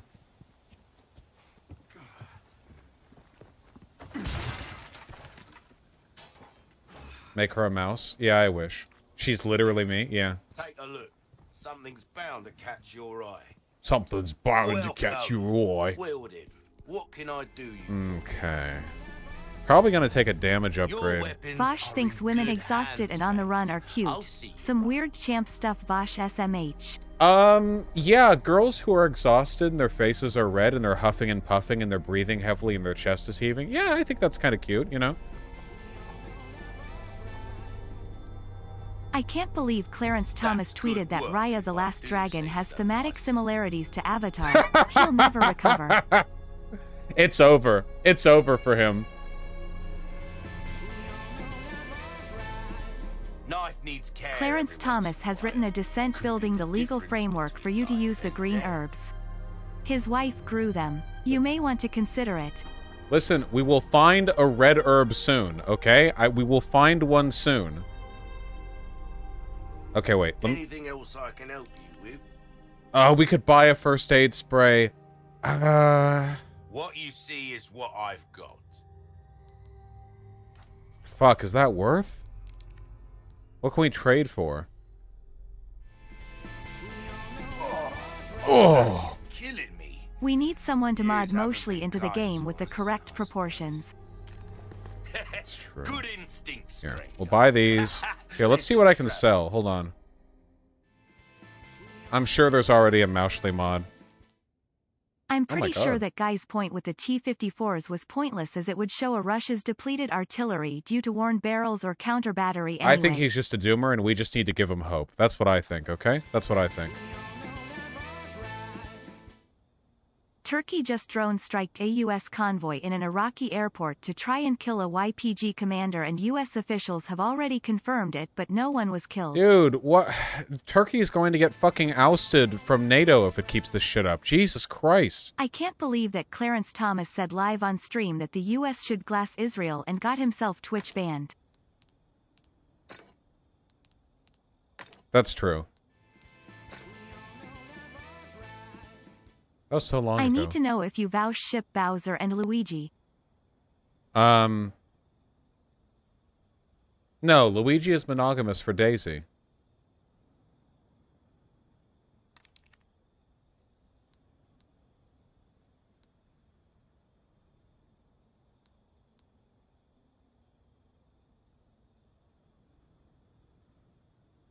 Fuck Daisy? I'm sure he does. Welcome. What can I interest you in? Done with the way shrine key. Sorry about that quiet answer. Damn, the turkey shit's pretty wild. Thank you. Okay, we're gonna take a damage upgrade for the rifle and the shotgun. See how that feels, mate. A fella like yourself should notice the difference right away. Come back anytime. I'm not healing.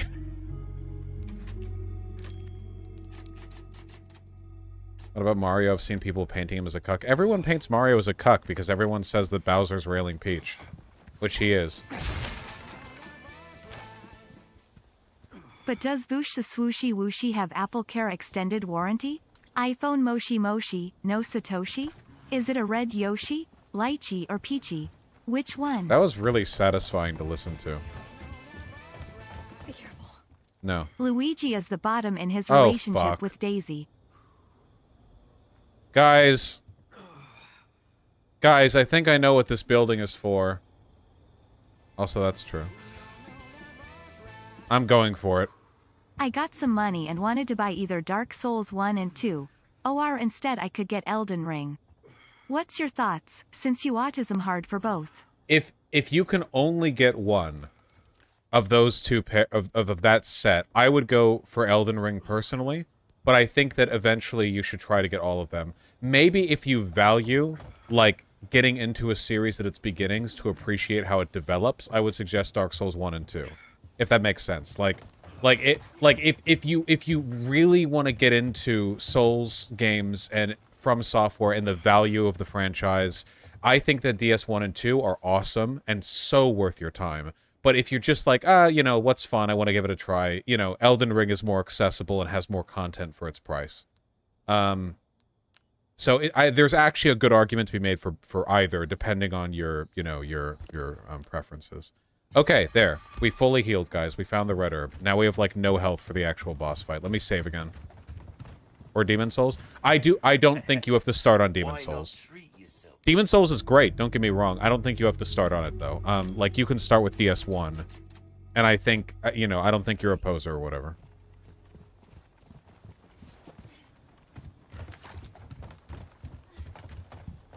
Alright. Get it started. Yep! Man!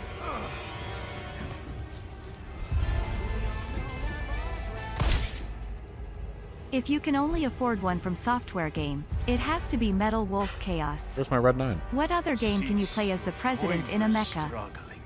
We really do have to play that on stream. Your body to the will of our God. Yeah, do not approach me!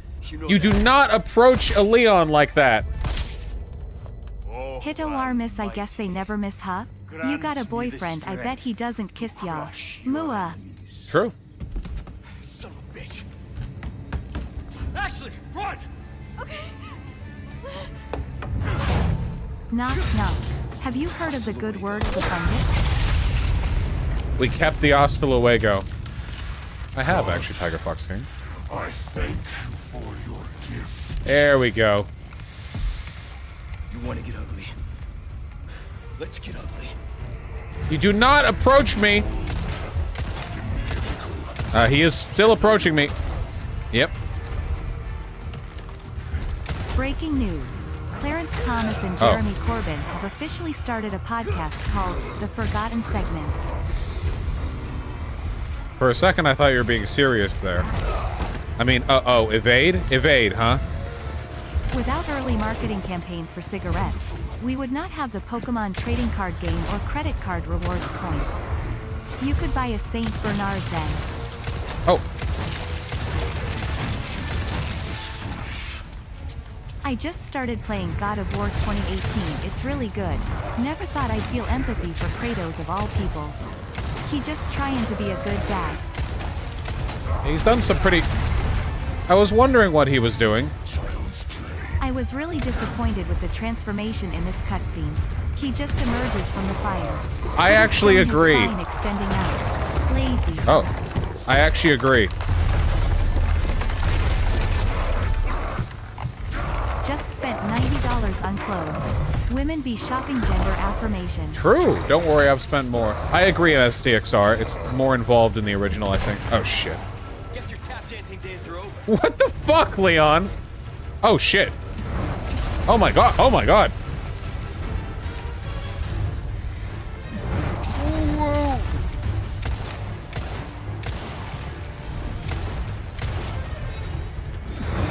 Ah.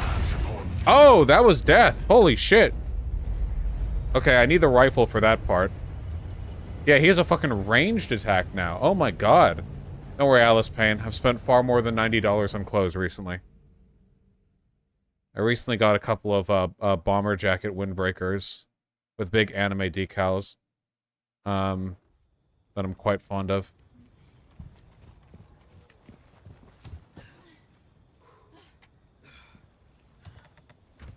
Soy, soy, soy, soy, soy, soy, soy. Okay, we'll save the shotgun blast for when he falls over. Okay.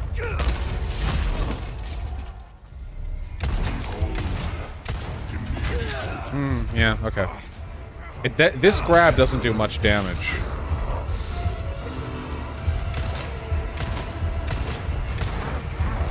Oh, I thought I got that.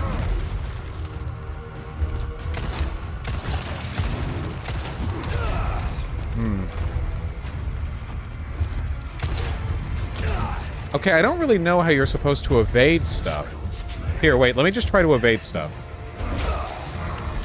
Okay. What's the kill animation for this one?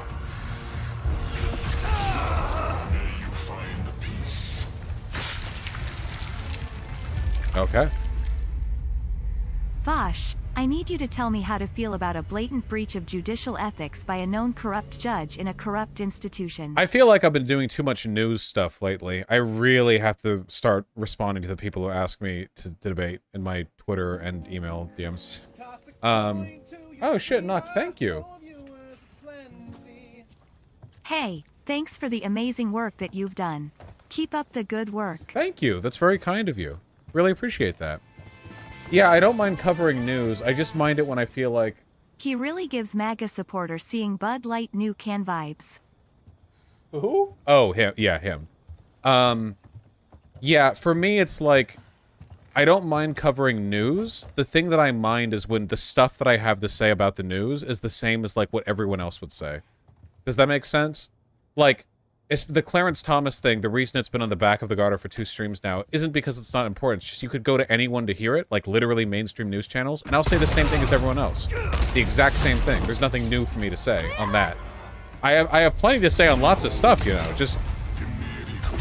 Oh, hey. That was sarcastic, BTW. Like, do you really need to walk anyone through this? Oh, well, I mean, I like... Why is that window open? I could have run through that window? I like, you know, being able to provide my thoughts. Vaush, do you think what the Earth Liberation Front is cool and correct? Ow, fuck. Didn't think. I would need to be reminded what they do. Okay. You still refuse to debate me over the efficaciousness of gifting subscriptions on Vaush.gg. One day. Ow, okay. Okay, wait. Hold on, just kill me. Just, hold on, just kill me. We're gonna fight this properly, okay? You guys distracted me, it doesn't count. Eh.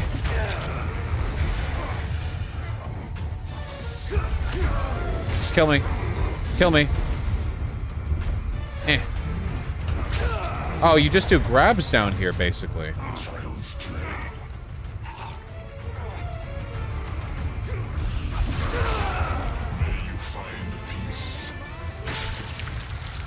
I may be able to meet and talk to Justin Jones through someone who worked on his campaign. I am super hyped. Tell him to watch Vaush.gg and subscribe and also contact me on my email. Thank you.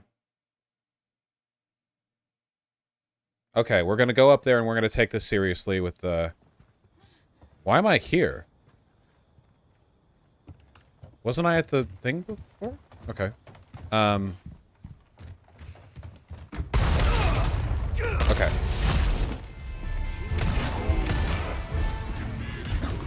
Did you play any of the old Resident Evil games with the tank control? I did not, no. Maybe the RE1 Remake?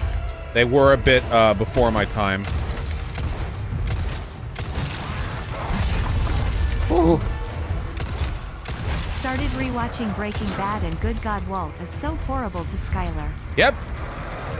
He really is. Oh. Oh. Oh, dude. Dude. Vaush, maybe try looking into eyes and kissing him passionately? You might win then. Maybe. Let me up.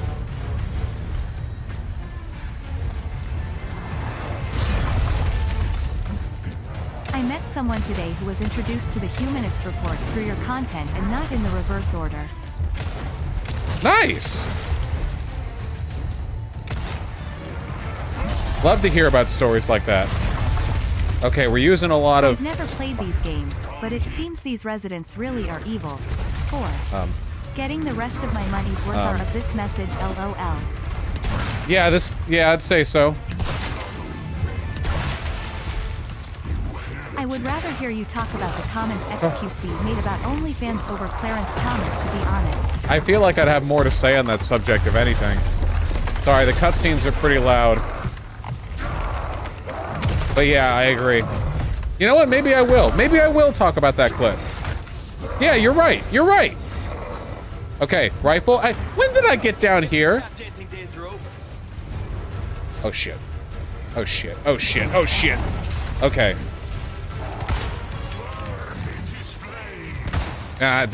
Oh. Oh. Okay, I got one. Whoops. Didn't think that was on the table.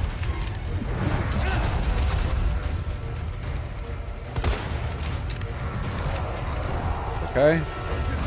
Whoa! What do I do about that?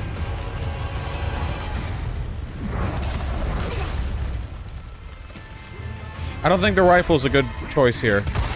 How have none of your free cats started an OnlyFans? Freeloaders. True. Okay.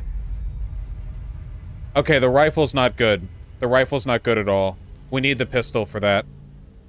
If we had the TMP, that would actually be a really good time for it, because we want to be able to snipe the barrels quickly. Okay, that's fine. We did really good up till that point. Did we even get hit once before the second phase?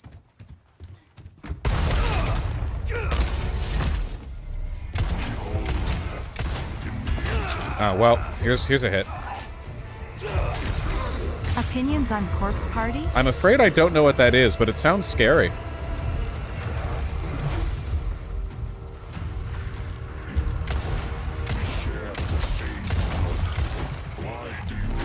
Ooh.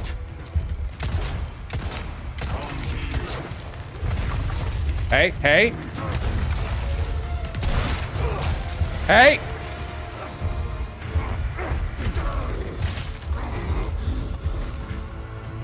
Oh, I want to drop him from above so I can do the drop attack.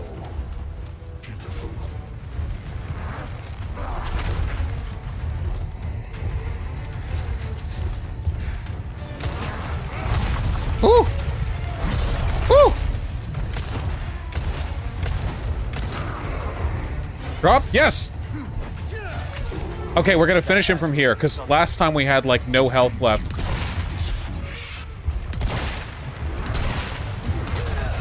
What was that? What attack even is that? Maybe we should have gone back up. We should have gone back up! Japanese RPG horror game? I'm afraid I haven't played it. I feel like the name's familiar, though. Oh, yeah, nope. It ends again. Okay, we're not staying down.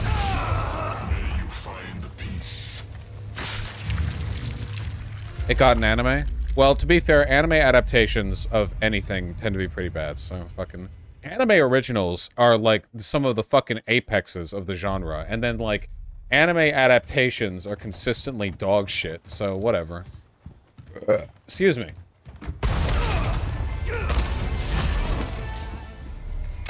I can't believe Clarence Thomas would call someone nanners and describe their behavior as lunacy. True! Cancelled. Judicial misconduct, huh? Up, up, up, up, up, up, up, up, up.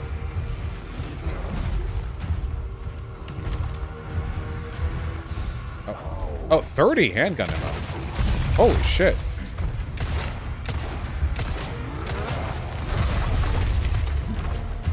I better be able to loot this room after the fight is done.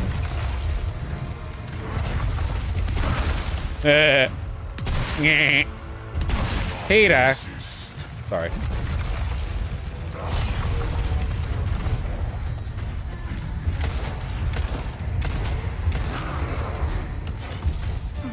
That had to have done something. To think. What? Oh, I was climbing. Cheat, cheat, cheat. Anti-cheat.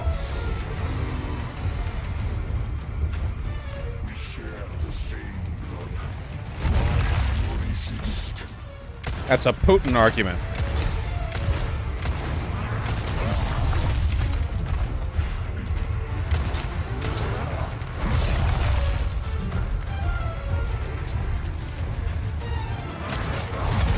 I am out of knife. That's a problem.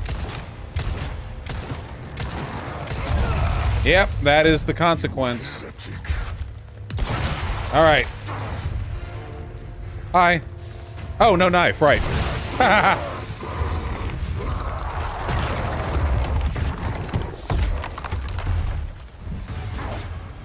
Guess your tap dancing days are over. God, you're so lame.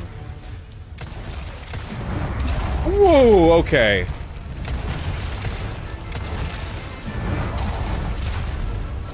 Have you ever had your player characters fight a dragon in Dungeons and Dragons before? Which one or ones if so? Shit! Yeah, a couple of dragons. God damn it. Yeah, a couple of dragons. I think the most recent one, there was a blue dragon that was like the source of a blizzard.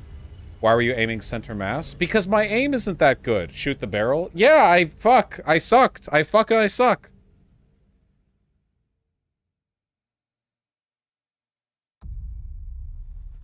Guys, this is important. Do I get to loot the building after I kill him, or do I run out because the building's on fire? North Dakota GOP senators voted to increase their own meal reimbursements. Yes, you get 10 to? days Okay. after voting against a bill to expand free school lunches for poor students.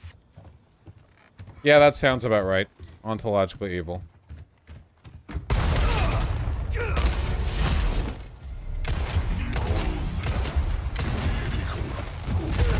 Ow!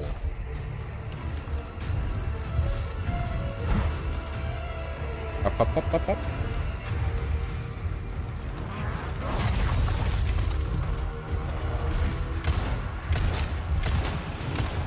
Yeah, more evades. Those don't cost any knife. No. We talked about this. No. Oh boy. There's a kitchen knife right next to me. Here, new strat. Ah, see, he hates that. He hates that. That had to have done something. Yeah. Man. That really grinds his gears. What kind of controller are you using when playing this early 2000s video game remake? Oh, I have a Logitech controller I use for most things. Just a shitty wired one. Nothing fancy. Oh, he hated this. He's angry. He's molding so hard right now.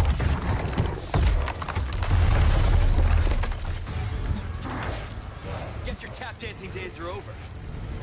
Why am I on fire? Oh my god, I just spent that whole time being on fire. Alright, good. I needed the handicap.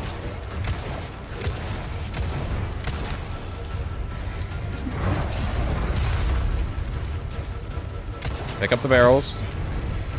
Those aren't barrels. Come on, barrels? Barrels! It was like PewDiePie. That's also not... Okay, well you missed anyway, so... Yeah, I'm ready.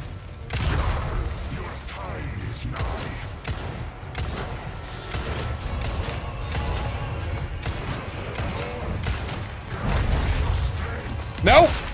Fuck off! Oh shit. Oh, I was really hoping I was out of range. Okay, fine, I'll heal. If you insist. Okay, yep. Okay.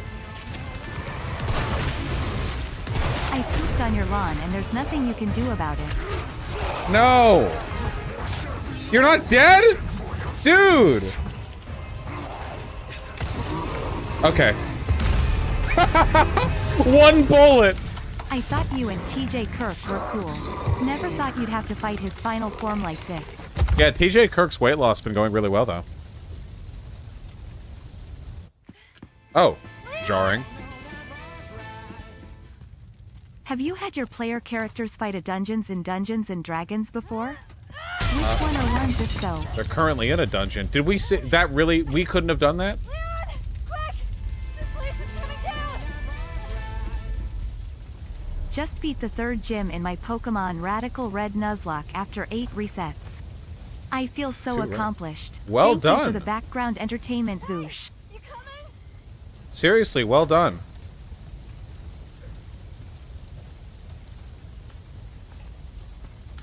Leon! Where is he? Let me loot! Where is he going?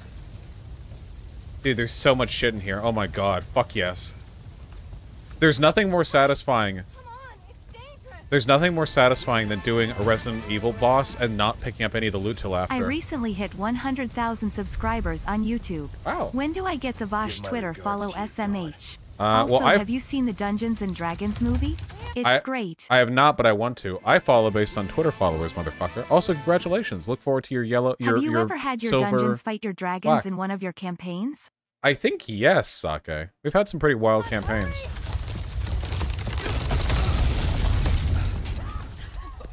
Aww, she's so cute. You're welcome. Thanks. Friends! And annoying? I don't find her annoying at all here, by the way. Listen, okay, I am an Ashley stan. If Ashley has 1,000,000 stans, I am one of them. If she has 1, I am that one. If she has 0, I am dead.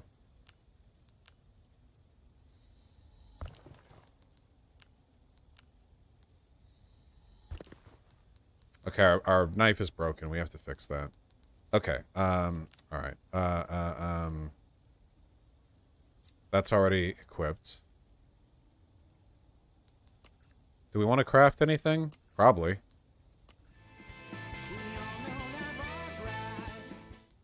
Have you had your Warhammer fight your 40k yet? The plot of many of those books. She's 20 in the remake. Apparently she's 20 always. She was always 20. I didn't realize this.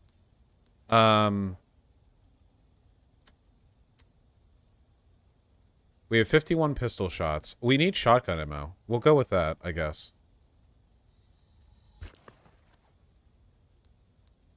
Yeah. Fire's bound to catch their attention. Let's keep moving. I'm still not gonna heal. I'm not gonna turn into one of them, right?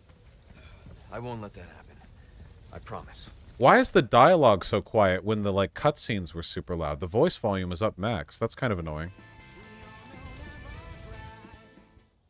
Is Leon saving himself for Ada though? Oh, yeah, I don't ship them. I just think they're friends. I'm not shipping Ashley and Leon at all.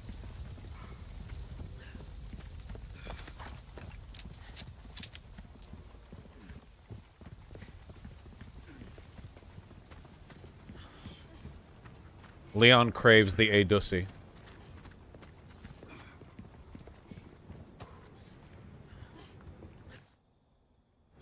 Oh, there's the thing back here. Ah!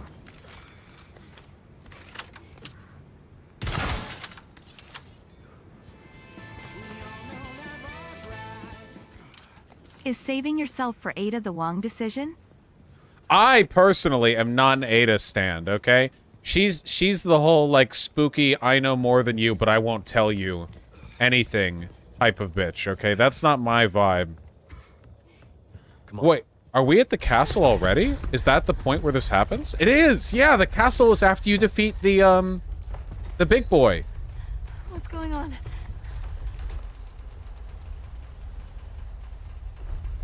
Well, at least you don't have to worry about being followed. Why would you think that a drawbridge closing after you is a good thing? Like, yeah, now you're trapped. He's probably just being smug.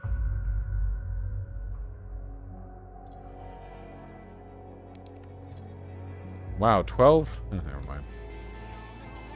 80%. Oh, we're getting worse. Vaush, did you shit my pants? There's no one else around and there's a gooey stinky mess in my pants. It's the only logical explanation. Don't make me regret turning TTS on.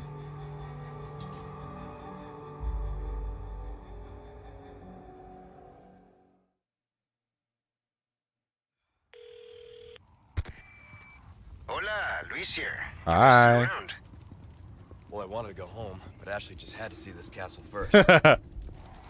Perfect, because I have a present I want to give you. Medicine that will help to suppress the progress of your problem. Where do we go? Let's see. Come to the courtyard inside of the castle. We can Ashley is fucking cute. I want her to make me tea and then cuddle me while we watch a Vaush stream. Oh, yeah, for sure she'd be a Vaush viewer. I'm just saying that. meet up there. Ciao. All right, Ashley. Luis just said. I got it. Guess we better get going. Oh, I should have shot the ravens. I have some new goods that might interest you. Yeah? Welcome. Got some rare things on sale, stranger. When are you All buying my a second wares are in beard brush so you tip-top can live the shape, turning red I meme? assure you. True. Oh, shit.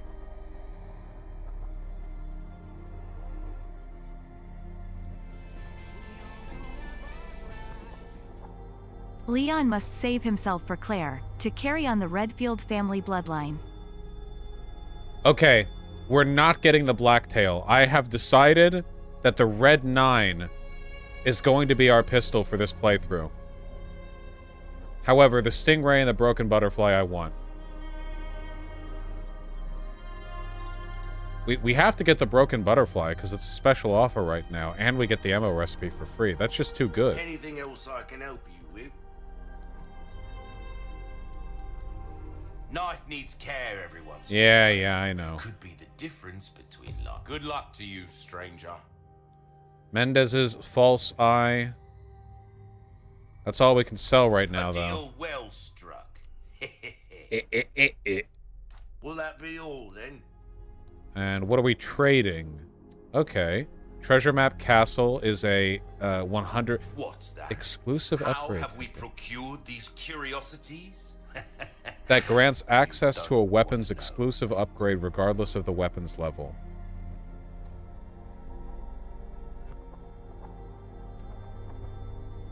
Oh, this will give us a 50% damage increase on our pistol.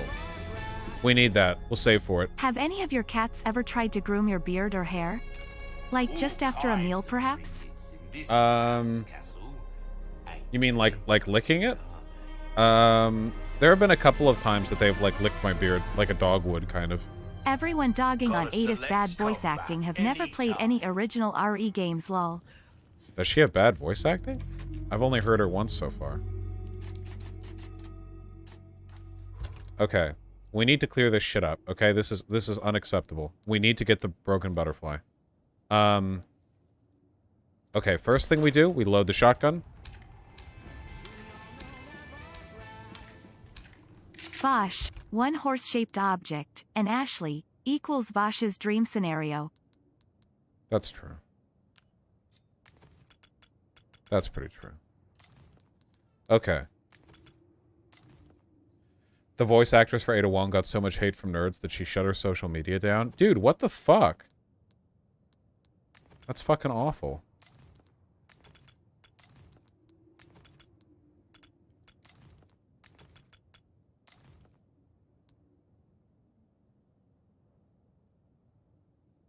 Yeah, fucking gamers. Alright, we desperately need another attached case. Welcome. Welcome. Well, we're gonna get the Broken Butterfly. That cash it. I see you have an eye for things. Gun's not just about shooting, it's about reloading. You'll know what I'm talking about. Right, it takes a while to reload. Go on, take this as well. Free of charge. Well then, happy cooking. Wielded. What is he cooking? Okay. Guys, the Broken Butterfly, is this the only Magnum that we get? Or is there still a Killer 7 in the game? The Killer 7, like 1911 or whatever it was.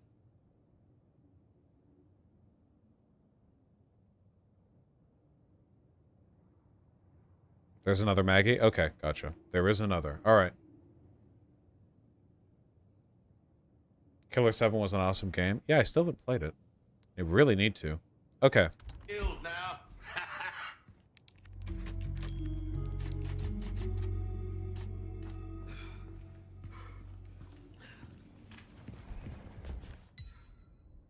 Nice. Okay, now we have the treasure map. We want to save up for a lot of stuff. We're up savers is what we are.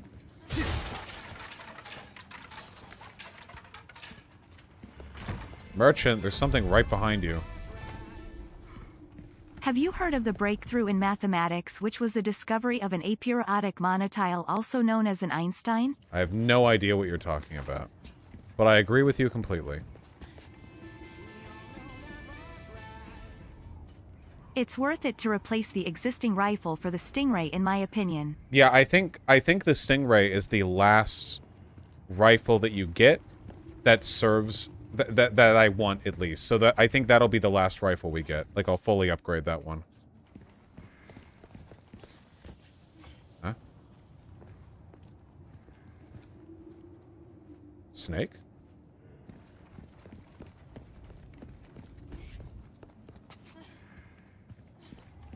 Thought I heard a fucking snake.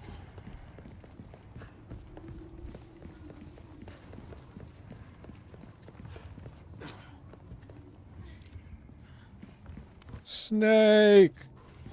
Still haven't played the Metal Gear games? I'm a poser. Oh. What are they? Keep your voice down.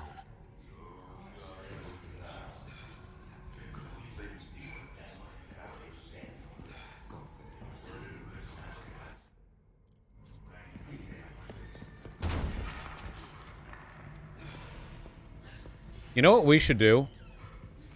We should just leave Ashley with the merchant, who's apparently invulnerable in teleports. What the fuck is going on over here?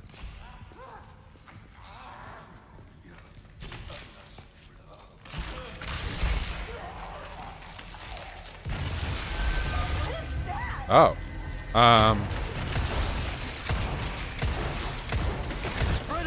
What? Wow.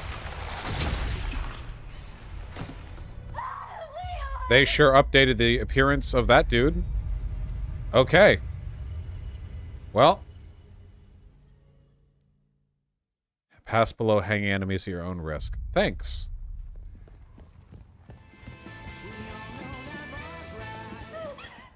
Did they ever explain what the cult wants Ashley for? Keep your voice down. Yeah, don't they want to, like... They want her to be infected, and then for her to be brought back... actually, I completely forget. To infect the president? Ah, okay.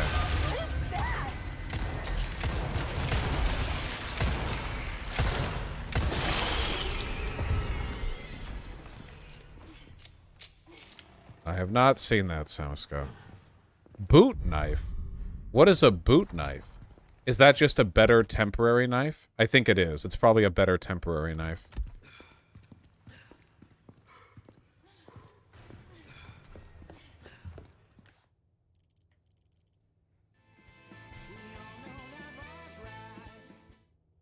Vaush, what's the strongest insult you can come up with? Here's mine. I hope a dog pisses on your unmarked grave. It silenced a transphobe I was debating. You are a Vaush viewer. You donated to Vaush. This usually really gets people to reflect. You know?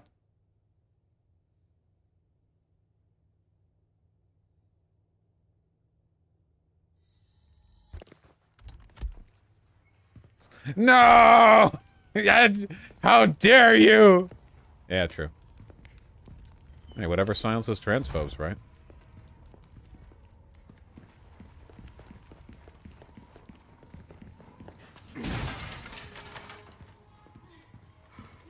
Go ahead, Bo. We better still have the cannon. Oh.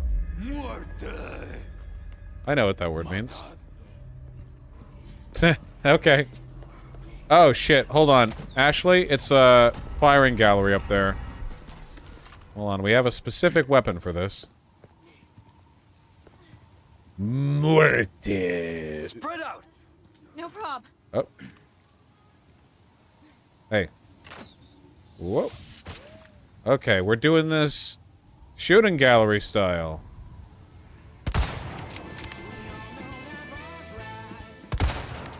Imagine if Trump was president during the events of RE4. Keep coming. Salazar gave me La Plaga, said it would make me even more tremendous. Well, wait, I like him. He would- says good things. Yeah, what if Leon was trying to rescue Baron Trump? Oh shit, he's like super tall. For novices, original first, the remake first? Of this? They're very similar. They're not exactly the same though. That's up to you. If you want to experience, like, they're both amazing. If you want to experience both, I start told with the you original. you were a terrorist, Vaush. The manifesto proved it. Speaking of which, I am working on a 5th Demon Mama manifesto. Can you send me any material? Yeah, one time I went and got a bite to eat with Demon Mama, and she let me pay for the How's meal. knife combat in this so far? Think a knife-only run might be doable in this game for, you know, the pros? No, because the knife breaks. You wouldn't have an... I mean, you could, like, skip a bunch of enemies, I guess. Yeah, probably. Speedrunners can do lots of crazy stuff. Probably already is a knife-only run on YouTube. Oh, come on, dude. Quit being a fucking...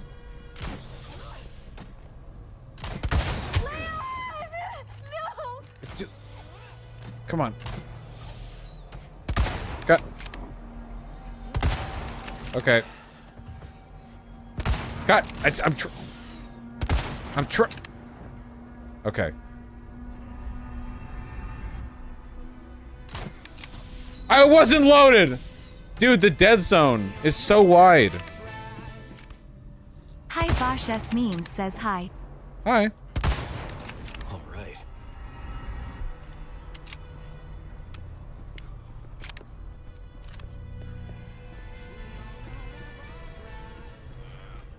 In your honest opinion, is Leon Kennedy based on Jean-Claude Van Damme, Christian Slater, or Jean Reno from Leon the Professional? I don't actually know. I don't think I've seen a single Jean-Claude Van Damme film. In B4 we find out that Baron isn't Melania's son, but Ivanka's son with Donald. God, Donald wishes.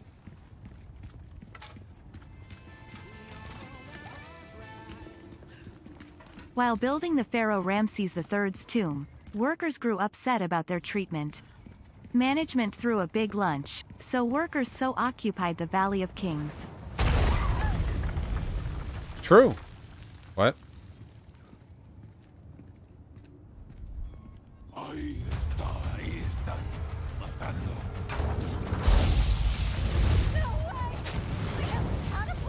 Yeah, very low range flaming catapults that are apparently meant to siege their own fortifications from the inside. God, this game is so goofy.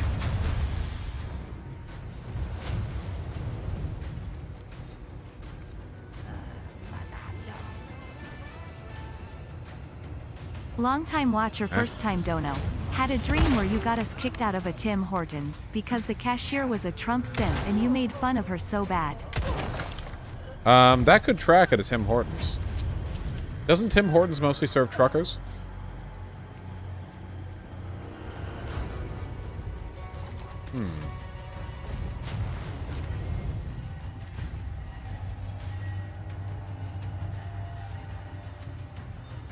Oh. That was easy. Tim Hortons serves everyone. A place of the proletariat, to be sure. Do you think after a certain amount of deaths Ashley's scream becomes less dramatic? Like, oh no, Leon is dead, whatever will I do? Then she casually walks away. Well, it's always going to seem like that after enough times brushing up against the death systems in a game, you know? Nothing stays harrowing forever. Even really effective survival horror games. Idea of a warm welcome. Leon.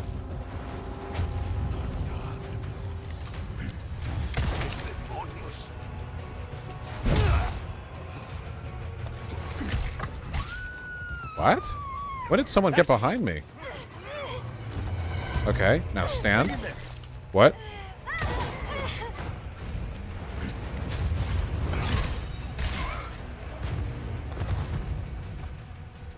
Okay. Shoot her? That was good. Okay. Burger King bought Tim Hortons? I didn't know that. Tim Hortons is a Canadian thing, huh? Man, American cultural hegemony.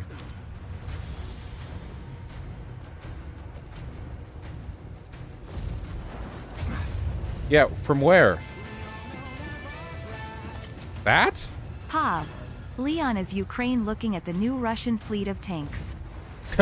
True.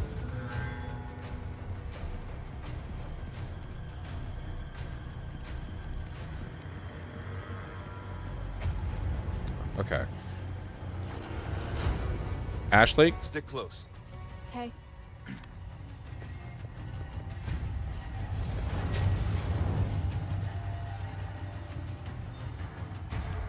Where am I?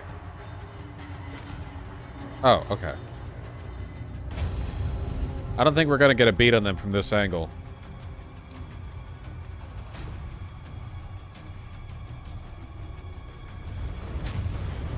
Thankfully, it really is a very low-range catapult. If you had to have one of these X-Men mutant powers, which would you rather have? Laser beam eyes like Cyclops or tossing fireworks from hands like Jubilee? Definitely fireworks. You know Cyclops can't, like, live without his visor, right? Without Cyclops' visor, he just lasers everything in front of him. Fireworks sounds awesome compared to that. Man, they're very consistent. Okay, so I cannot shoot them without having to move forward. Okay. Okay, it's all right. Okay. Okay.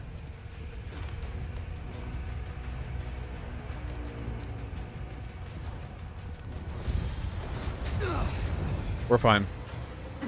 That's because Cyclops has a head injury? Is that true? If he didn't have a head injury, you're telling me that he would,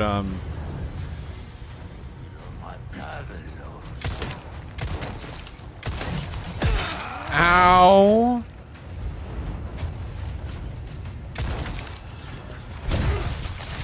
Oh. Okay, here. Alright, good hustle. You alright? Yeah, no big deal. She's so nice. Won't open.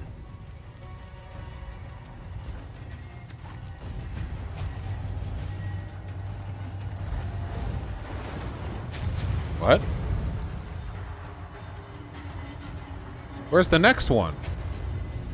Oh. What? If that's true about Cyclops, I like him a lot. Yeah, I always wondered how he wasn't, like, lasering his mom when he was Zero or whatever, you know? Ashley! Oh. Wow, that fucking sucks. Here, I have to piss anyway. Good luck, Leon.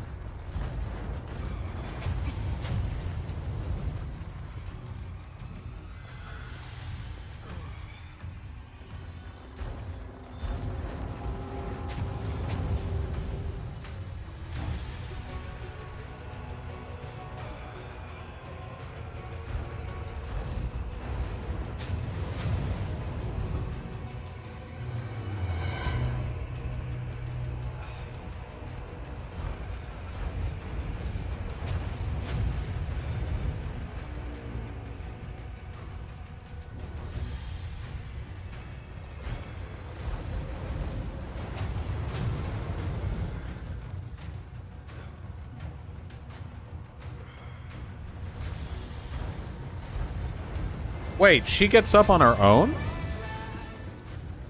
Supreme Court corruption is bad and all, but I really hate in Diablo 2 when the summoner is in the very last place I check in the arcane sank. I mean, Christ. Yeah, that sucks so much. Hey, who here... Oh, that's where it hit? Who here has, played the Diablo 4 beta? Did it feel good? Did it feel like they might be turning the direction in a... like, the series in a positive direction? Are you kidding? Just kill me. I was trying to reset. I didn't think I'd come back being alive.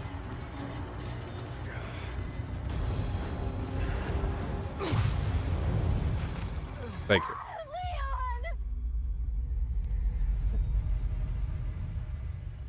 It felt like simple PoE, which can be a good or a bad thing. I actually think that PoE's complexity is fake and retarded. Oh, we're all the way back here? Okay.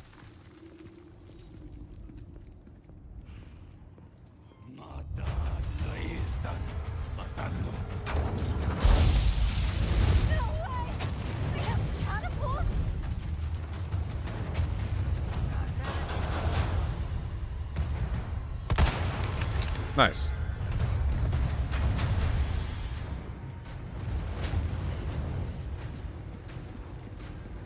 Is Ashley a small bean? Probably. But it feels better than D3? Well, that's good.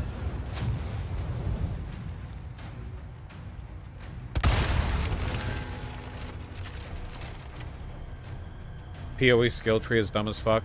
Yeah, it's pretty dumb. It's like, it's fake complexity. There's like a bajillion options, and 99.999% of them are empirically, objectively wrong, and everyone just like checks online for builds. Or they experiment. But experimentation isn't always good when experimentation is like, okay, let me like check the 80,000 consecutive paths in this tree I can do to optimize the one spell I'm trying to do the most damage on. But like almost everyone just does look up a build, you know. The complexity doesn't help. I guess this is their idea of a warm welcome. Thank you, Leon. I think that Diablo 3's skill customization system was actually pretty great, personally. I think it was really good. Oh, that's right. Hey, can you? Ashley. Leave me alone. Put me down. You all right? Yeah, I'm fine.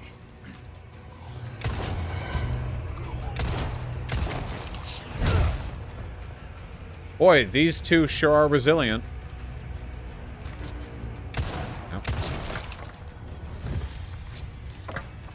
I didn't play Grim Dawn, Billow Doggo. Do you think it was good? There's less focus on loot in D4 than in D3. Thank God!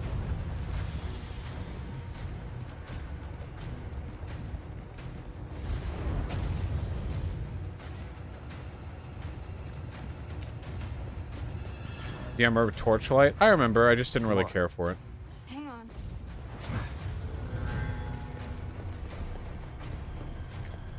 What's wrong with loot? Dude, D3 and also PoE is like insane, man. Okay, first of all, the endgame loot system for D3 was retarded at launch and never got that much better. It got better, but not that much better.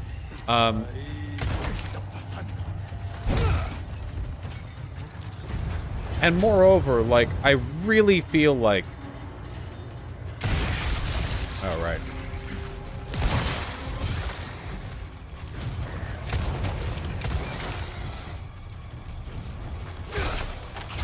Oh, boy. Okay. I really feel like the main enjoyment that you get from a game should always be the satisfaction of playing it. I always think that should be, like, the #1 good feel.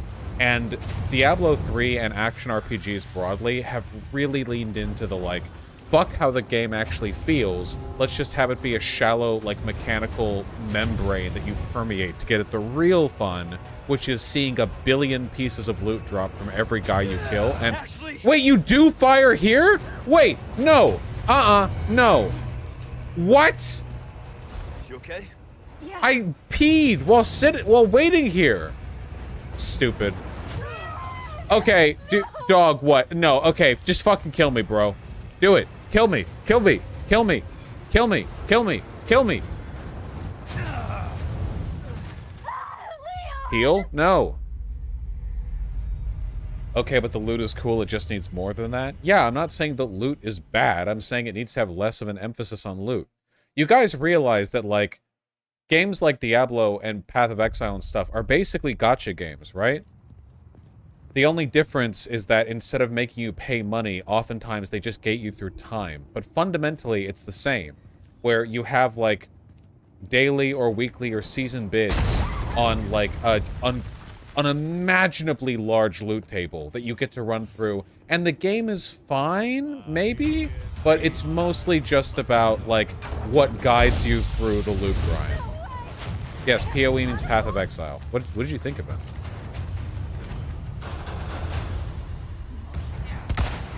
I can't believe her put her hands up tactic worked. Oh, that's nice, nice sword.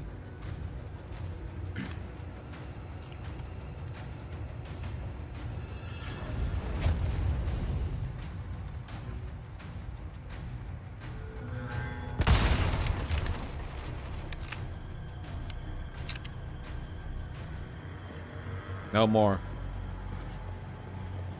Key.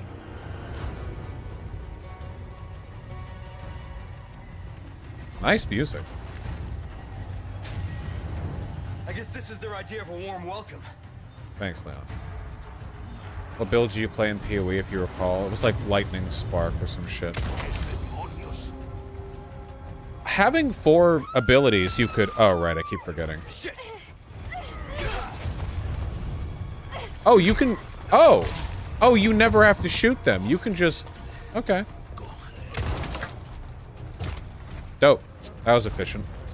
Ashley, are you alright?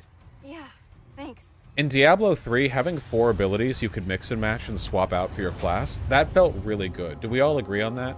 Like, I know every build kind of came down to, like, your main damage spell, the mobility spell, and then 2, like, support / niche / buff spells.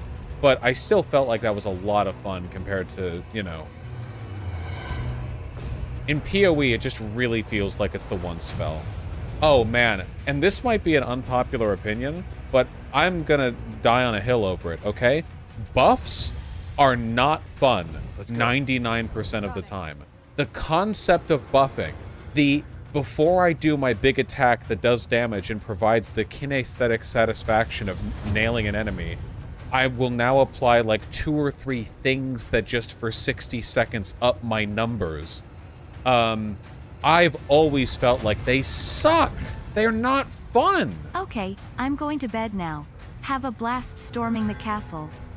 Thank you. Have a good time at bed. Or sleeping or whatever. Thank you. It's tedious, and reapplying buffs or like doing an attack but realizing you don't have the buffs up.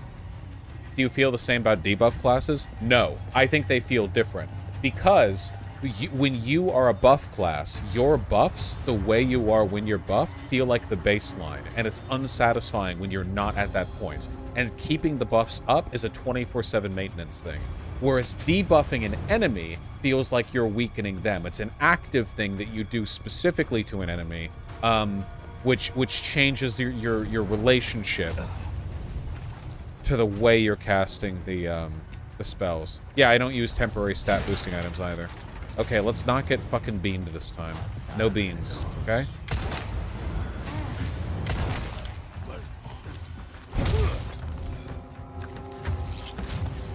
Hey, hey! What about passive buffs that take up a portion of mana? I think that's fine. I think that works just fine. I think that's a good thing PoE does. Because at that point, it's like, it stays on you indefinitely, it's just the penalty is you have less maximum mana. Okay. Let's not...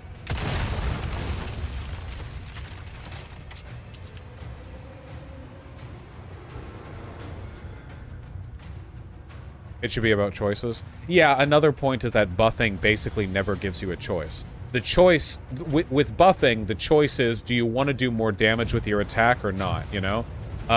Whereas with debuffing, you know, there actually can be choices to make. Oh, fuck. Okay. Is that it? Oh, dude, is this it? This red line right here? One more try.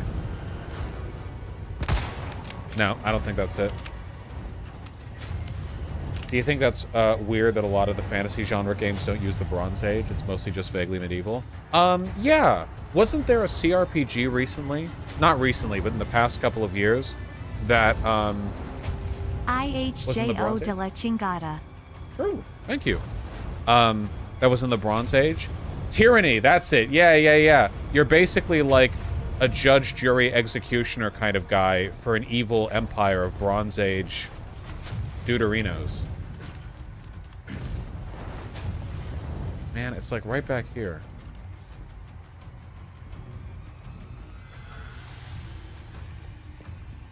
Candy for games? Yeah, the thing that really bothers me is that I adore CRPGs, but I hate when I have to control a party. And the problem is, basically every CRPG is party-based. So I just don't play a ton of a genre that I really love. Literally, it's like, if it wasn't party-based, that'd be that. I would love it.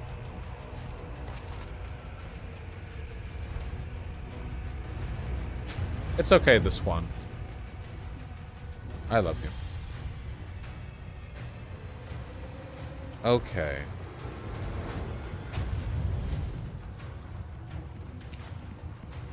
There are some that let you solo. Yeah, but usually, like, the game's mechanics are built around you having a party, and soloing is at worst unplayable and at best uninteresting. It's locked. Thinking of you, Divinity Original Sin 2. I appreciate the option, but that game is made for parties.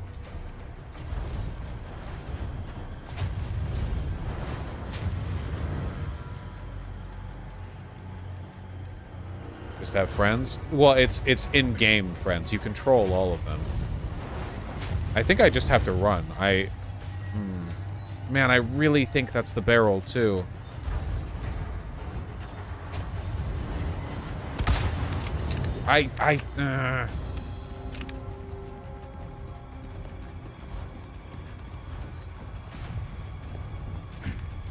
Gasly!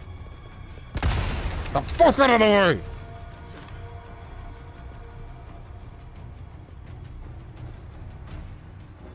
You should check out RuneQuest. Any relation to RuneScape?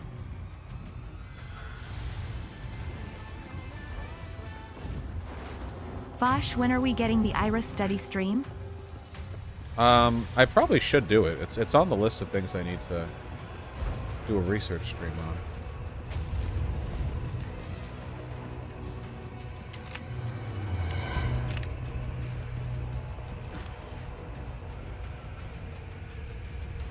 Not seeing what I need to shoot there. This should be the cannon. Opinion on Hollow Knight. Hollow Knight is a masterpiece. Aha! Wow, that's a big cannon. Like an unrealistically big cannon, basically. It was like a giant naval cannon. I don't think they would have used this for land stuff. Could be wrong, though.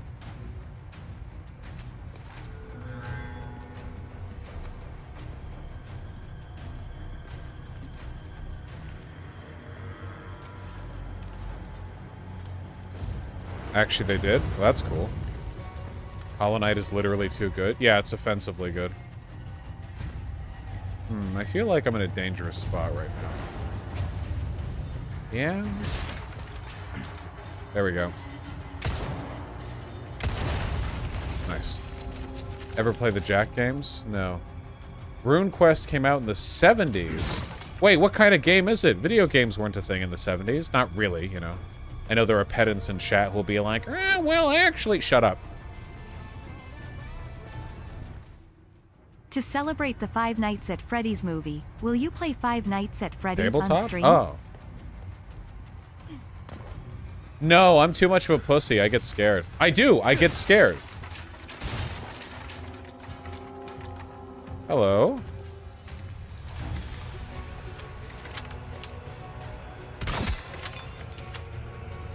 Have these been marked?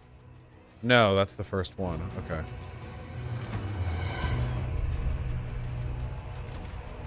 Even the first game? I've probably, like, experienced the first game through osmosis enough times at this point that I wouldn't be that frightened playing it, but I get jump scared very easily. I'm a very easy to startle person. I still maintain, by the way, that the first Five Nights at Freddy's game was good. Like, not only was it good, it was actually, like, artistically significant. Oh, well, we got these guys all over the place.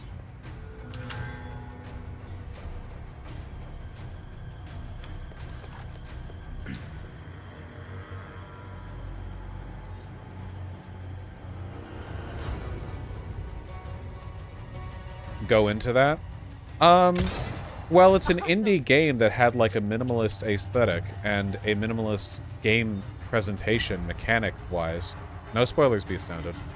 And I think that it... so I think that Yahtzee said... Yahtzee, like Croshaw, said that it was incredibly successful at recreating, like, dream logic horror, where you just sit there paralyzed with fear, unable to do anything except try to ward off, like, some unknowable horror that is just, like, right around the corner. I think it succeeds so well in what it tries to do in that respect. And also, to be fair, like, Five Nights at Freddy's was so significant that it basically kicked off the modern popularity of mascot horror, which, let's be fair, is cancer, but is obviously popular for a reason. The dissonance between, like, the playfulness of animatronics with the horror. You know, it's not like he was the first one to notice that mascot costumes are creepy, but I think he capitalized on that in a really... Play it. Make it a drunk stream. You'll make millions. That's really up to you guys.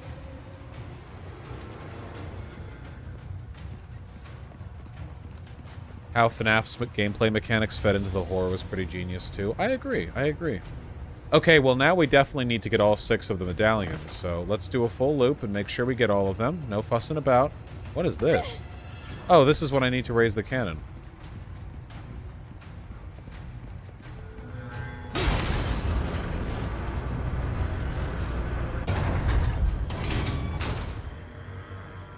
No, I don't want to be told where the blue medallions are, guys. Please do not tell me. I don't enjoy... Why would you think I want... Like, 4 of you did it in a row! Thank you, Ethan Moore. It's on the map, though? Then let me find it on the map. Also, no, it's not. You looked at it? Okay, then if I noticed it, I would have shot it. Oh, wait. Ah, fuck. I thought I was holding my bolt thing. Okay.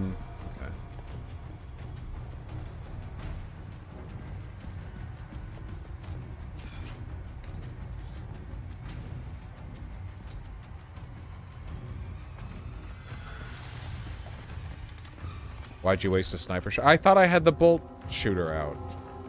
Okay. We're looking for one more. Did you dislike buffs when you played WoW as well? Well, usually buffs in WoW last for an hour, which is long enough that I don't feel any, like, irritation in upkeeping or managing it. Most classes have 1 or 2 buffs to maintain. I played Resto Shaman.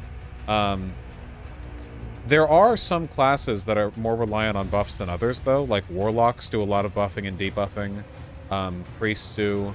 I like the Shaman a lot, because they don't. The only debuff that you have to deal with as Ellie Shaman is your Fire Shock tick, mostly. I mean... Oh, shit, I'm holding the wrong gun. Alright.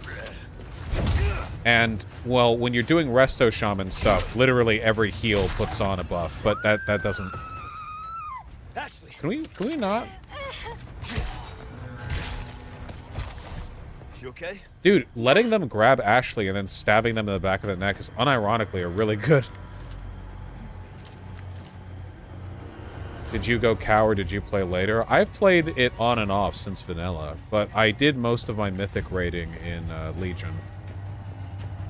Tried to get into some stuff in the Shadowlands, but it wasn't for me. Man, I miss WoW, though. I really do. I wish I could just go... Oh, man. Oh, fuck.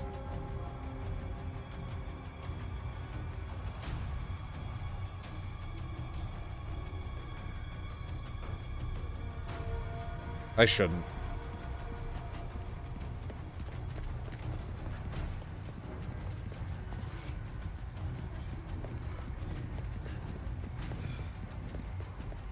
Embarrassing? Dude, I maintain that despite all of the bullshit,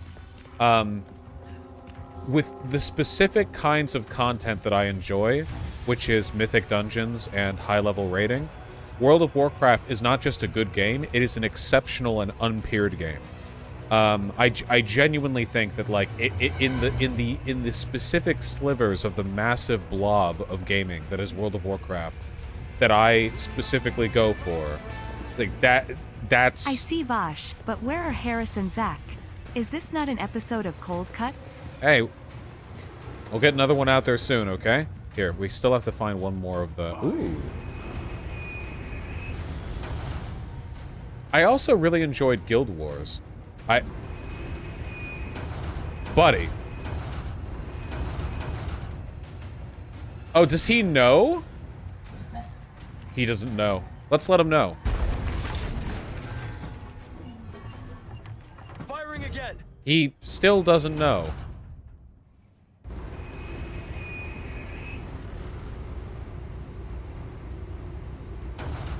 Did they really need to add the glowing dot?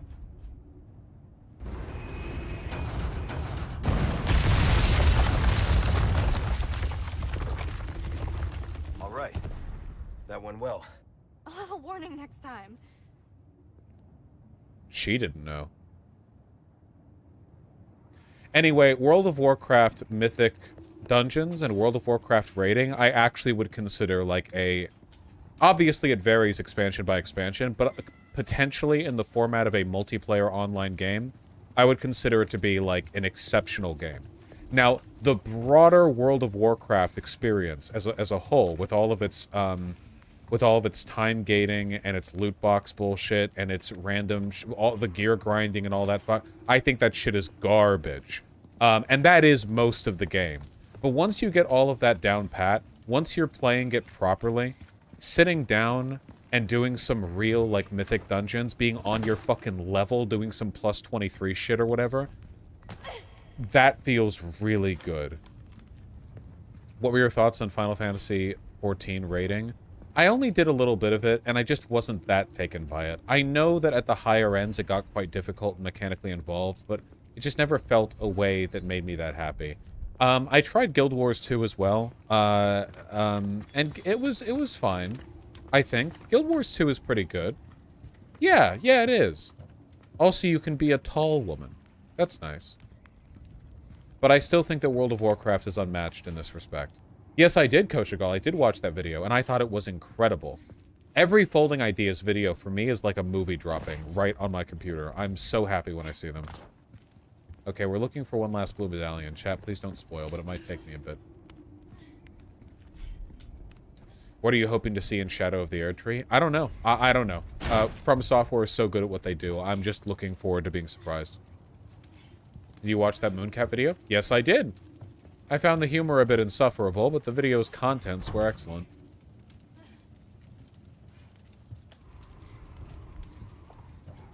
Maybe it would be better to... Oh, there's a bolt back here? Maybe it would be better to go back and get the request from the merchant so I can find it. I don't even know if it's in this area. It's possible they're pulling a troll and there's a final medallion elsewhere. Probably not, but I don't want to waste a bunch of time. Let me go get that bolt, though.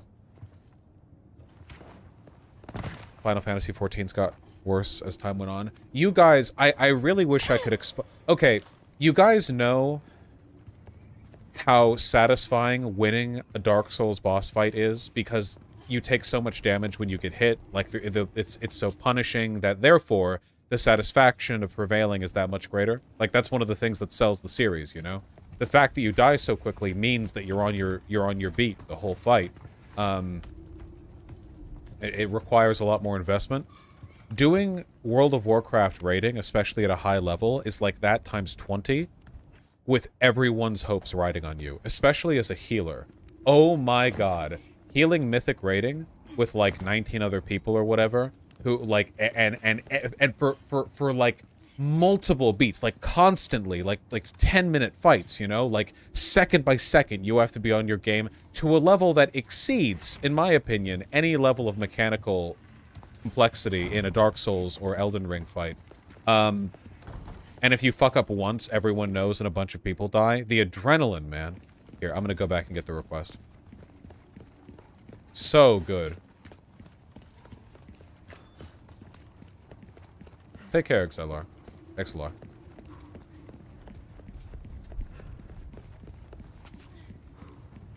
I saw Koshigal.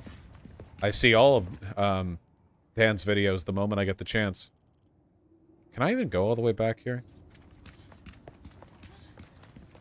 Yeah, Juggernauts, for sure. New season of raiding. Killing Kel'Thuzad in the original. Guys, I was the main healer and the raid lead for a my guild when we were doing heroic heroic. Oh fuck. What's the general of the Burning Legion? Not Archimon, the other one. It's like an acronym. No, not Sargeras. Not him. The Kill Jaden. Thank you. Yeah. doing Kill Jaden at the end of the Tomb of Sargeras. Man, I was doing some mythic raids at that point. I was better than most of the people in my guild. Resto Shaman is a main healer. You don't even have a good res. I was that good. I was able to raid lead without dungeon boss mods. Because I just knew everything. I could call it out. And my raid was having trouble with Kel'Thuzad, and they couldn't beat him on Heroic. Which, to be fair, at that point, he was pretty tough to beat. Heroic Kel'Thuzad, early on in that raid cycle, wasn't a super easy fight, you know? But the raid that I played with mainly, like, wasn't able to beat it. But I had to stop playing WoW because of you guys. It was around the time when streaming was becoming like a career for me, and I wouldn't be able to keep playing World of Warcraft and competitively raiding and stuff. So I had to go. But I made a promise to my guild lead. I'm not leaving until I get you guys through the end of Tomb of Sargeras. And we did it, week after week, and finally, we took down fucking Kill Jaden. We took him down. And that was the last thing I did with that guild. And I signed off, and I haven't played with them since. Because it's really difficult to do World of Warcraft when you have this job. Because then you stop doing this job.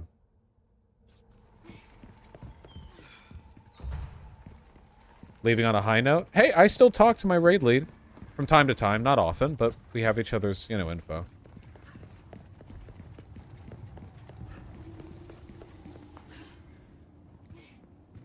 It was leaving on a high note. I felt really good about that.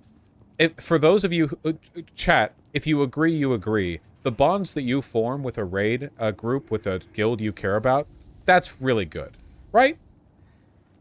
You play a lot with these people. You hang out with them. They become like an online community. There's a lot there, you know? I was really proud of those guys. They put in a lot of work. And they were able to beat... It's a very glistening tree.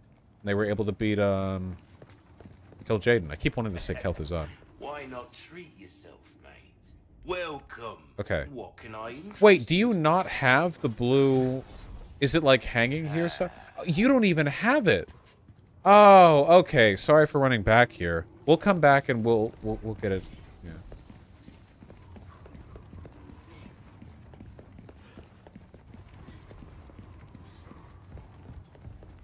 Wish I had that. My friends were RuneScape players because it was free then and we didn't have money. Yeah, yeah.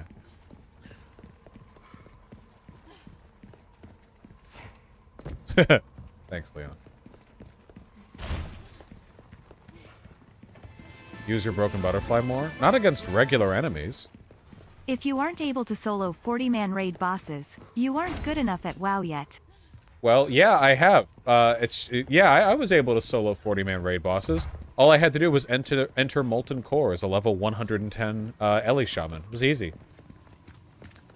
They all had 6,000 health. My weakest attack did like 212,000 damage.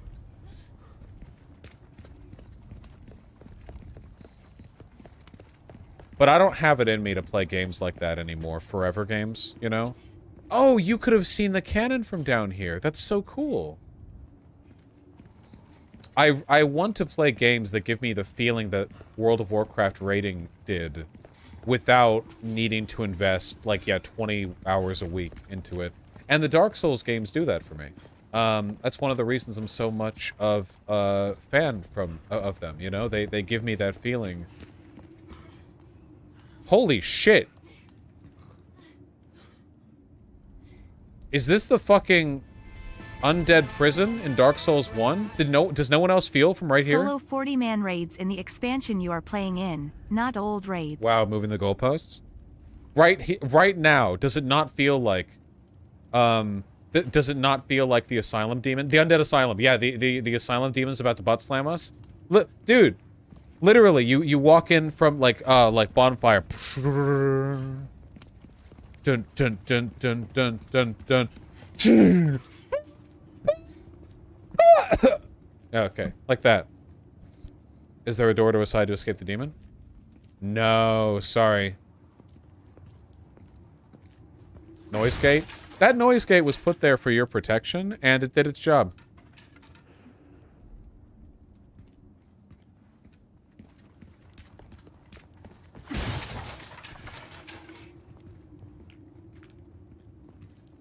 Thank you, iDementia. That's true, Vilba.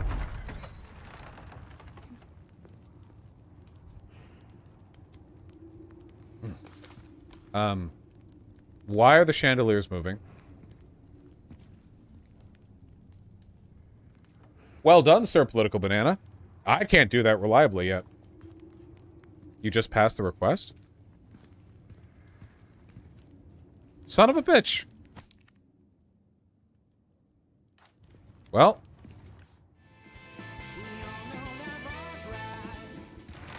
Vaush looking in telescope at original goalpost. Moving goalposts, are we? Yeah, you are!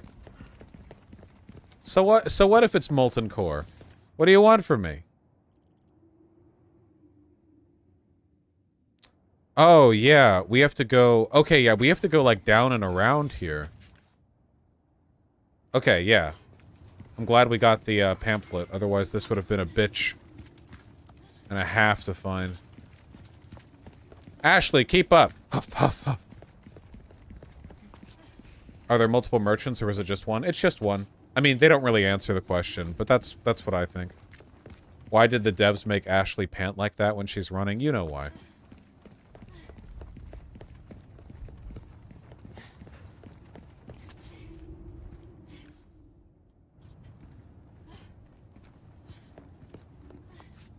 Because girls panting is cute.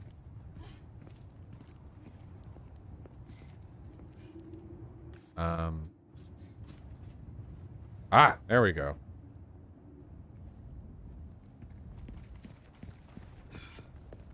Yeah, I don't think I would have found this, on my own.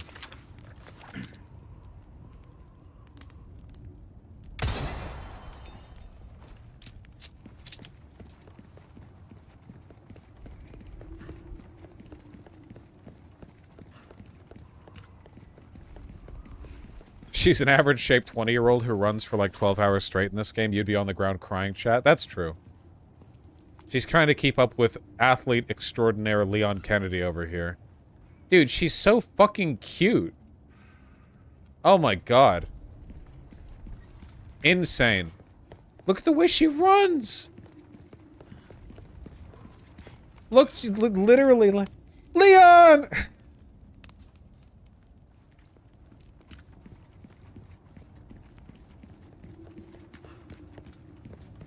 How'd Leon go from a police officer to a special agent? After the events of Resident Evil 2 in Raccoon City, I guess because he was a survivor, they were like, oh man, you're like a super cop. We'll make you a super dude. Oh, didn't even notice you before. Look at this place. I mean, it's old, but... Yeah? Yeah, it's pretty impressive. It's larger than any castle in real life. You know, real castles are actually quite cramped inside. I think the most realistic castles that I've seen in a fantasy game, unironically, are from Skyrim. The interior of the castles in Skyrims are usually pretty, like, claustrophobic. Even the room with the throne, usually kind of just like a rectangle, you know? Aren't castles huge, though? In real life, they tend not to be. But even the huge ones don't have huge rooms because that's easier to break. Just about to finish the second year of my sociology degree. Thank you for inspiring me to go down this road. I've loved every minute of it, Peepo hug. I'm really happy to hear that. Thank you. And I'm very happy to hear things are going well. Keep it up. Most castles are pretty utilitarian. They're basically just like some wooden palisades and then like a keep, you know, not that large of stone. I see you Garlic took care heat. of a request. Peel garlic, put in pot, cover with oil, simmer over medium heat 7 to 10 minutes. Drain oil into mason jar 5 minutes. Roasted garlic oil. That sounds delicious, Sake. You're making me hungry. How did the soldiers not revolt after so long? Well, oftentimes, like, they would just be killed. Well done. Anyway, so... You've proven yourself reliable. Ooh, what you buying?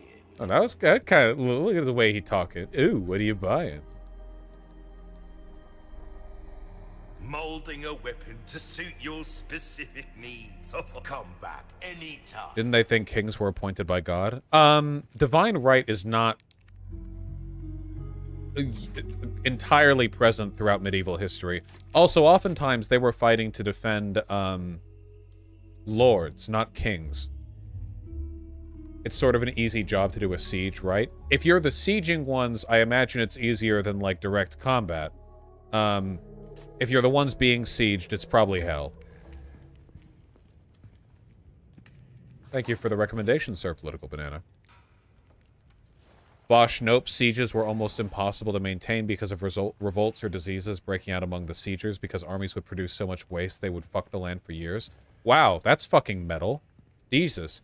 I guess, yeah, the logistics of trying to keep, like, 10,000 soldiers outside of an army, or outside of a castle, and they're just shitting in the river where you drink from. Yeesh. Oh, yeah, and you couldn't forage food. The supply lines. Oh, man. Yeah, that sucks. Well, game's done. Which, I mean, stream's done. We took too long.